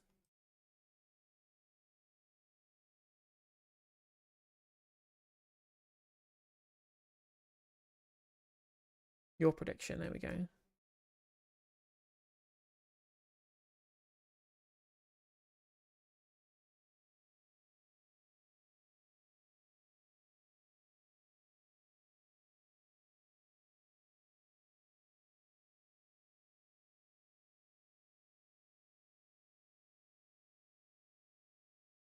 Oh, let's just leave out Scotland for the moment.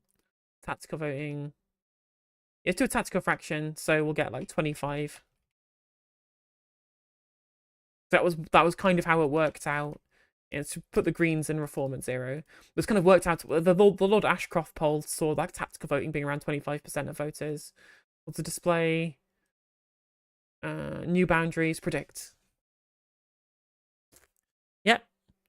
That's Tories in opposition territory. Because I'm literally a communist. It predicts 3 seats, which I'm assuming is Boston, Clacton, and Ashfield. So on these numbers, Reform UK actually wins seats.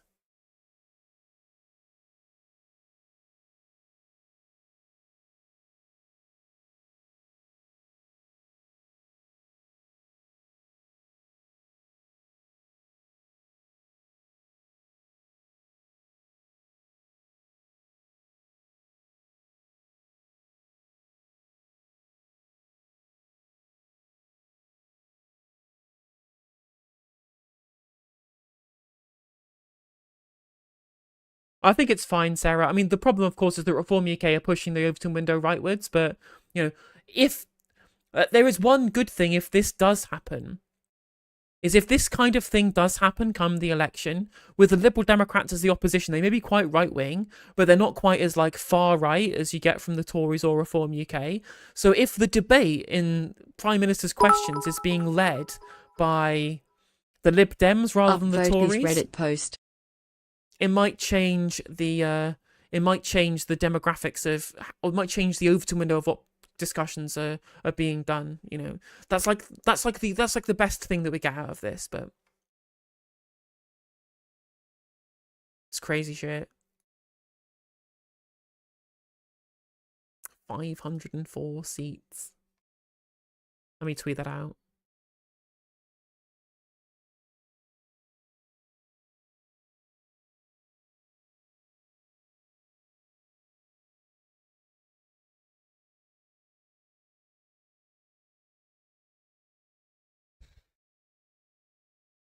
We talked about it when we were discussing like the debate, but nothing more than that.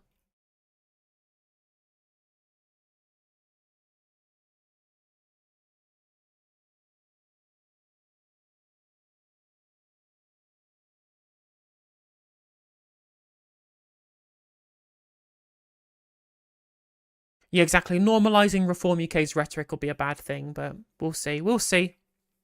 I don't know. At the very least, it'll be an interesting election for the statisticians. And as someone who loves statistics and is a massive fucking nerd, like, I'm super down with this election being the statisticians' election, because it's clearly not going to be the policy wonks election, because all the policies are fucking same.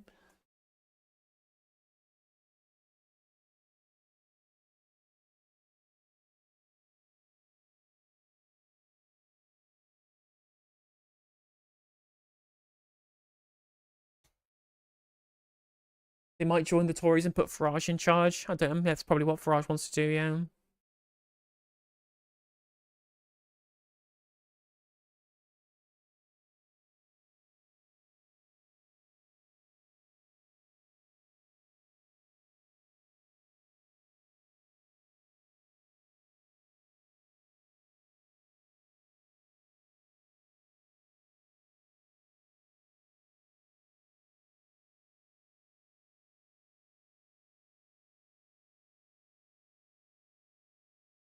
Yeah, it could possibly be that the MTG fans are nerds, yeah. What do you think the future of the SNP is after this election? I don't know. I don't know what the SNP are going to do. I really don't know what the SNP go from here.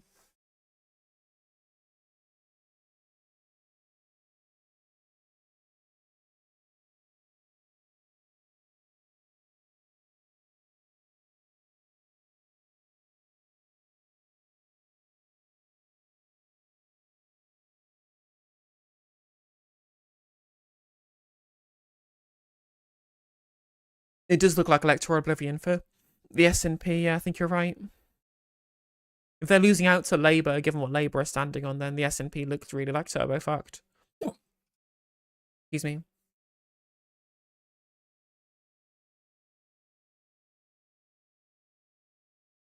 I mean, it almost certainly is the time to start doing entryism at that point, yeah.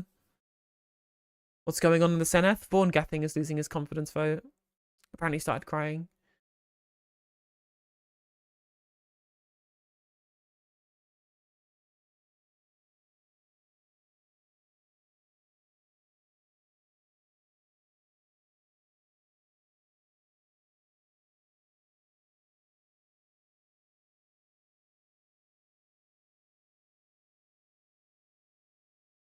Oh yeah, I think this kind of gigantic majority is bad for democracy. I agree with you.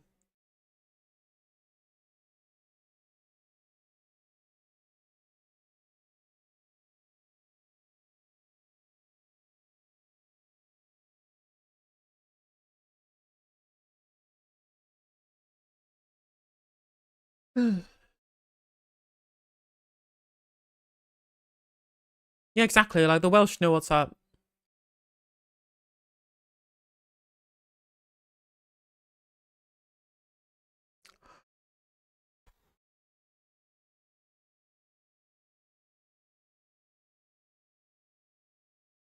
Right. Anything else we wanted to touch on today? I think that's everything, really, isn't it?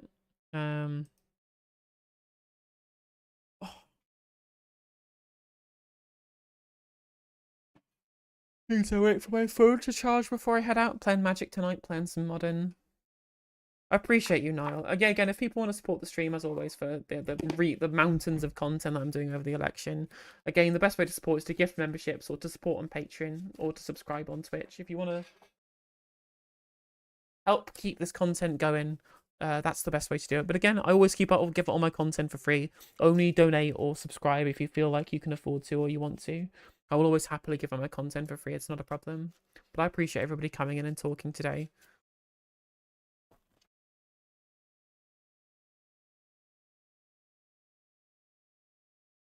Have some more lively debate in chat, yeah?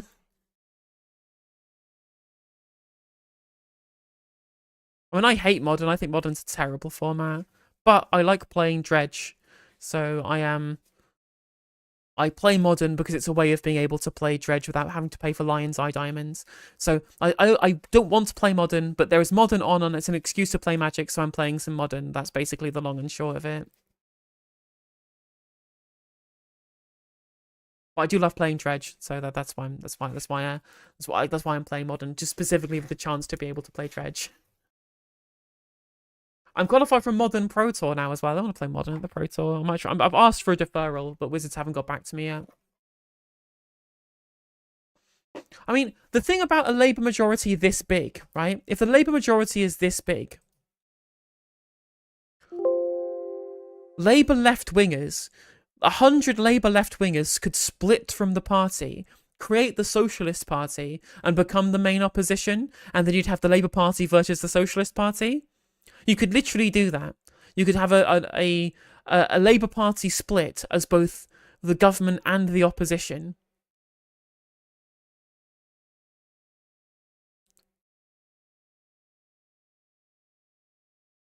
That'd be so fucking funny. Jeremy Corbyn could rejoin. It's not going to happen. It's not going to happen. But imagine if it was Corbyn versus Starmer at the dispatch box. That'd be incredible. Again, this is not a real prediction. This is not a thing that would happen. Just want to impress upon people that it's not a real thing that would happen. But it would be funny if it did. You know, it's in the interest of the Labour Party. Like, literally, I think it was Barbados, the Labour Party won every single seat in their parliament. So one Labour Party MP left the party and stood as an independent, and used that to try and challenge the government from a left-wing perspective to be controlled opposition. You think it's 100% dead certain to be Labour? Yes. Yes, I really do. Unless like literally everyone in the country is lying. But you know, like the Tories, like, no, who's voting Tory? Like, who's voting Tory at this point?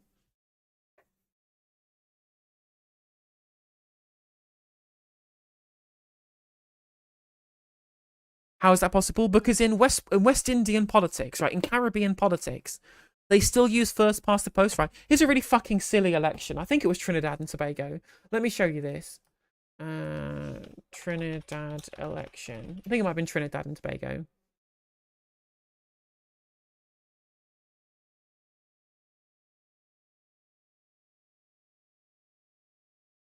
No, it wasn't Trinidad and Tobago. It might have been St. Kitts and Nevis.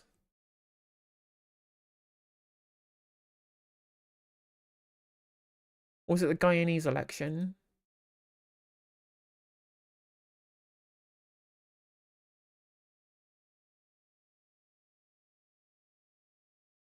Oh yeah, it was fucking St. Kitts and Nevis. So look, the St. Kitts and Nevis party, the Labour Party, got almost half the fucking vote at the election and won 6 of the 15 seats because it's first past the post.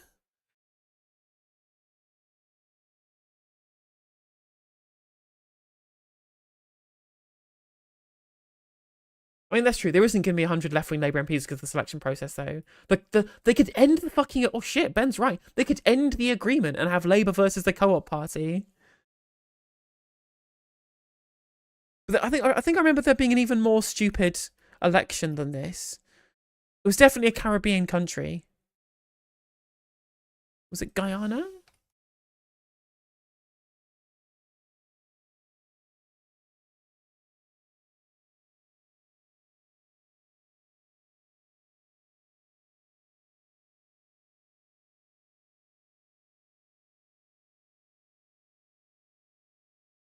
I forget which one it was. Either way, like when you have these tiny electorates on these small island nations, and you have first past the post, it leads to like really stupid things. Like one party was in opposition after getting a majority of the votes, which is very funny to me.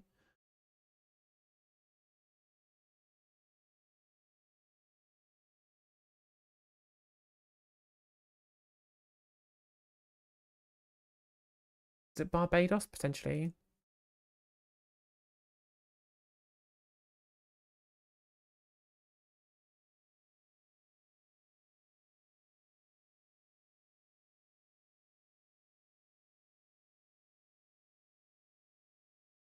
Right, I'm actually going to raid out now.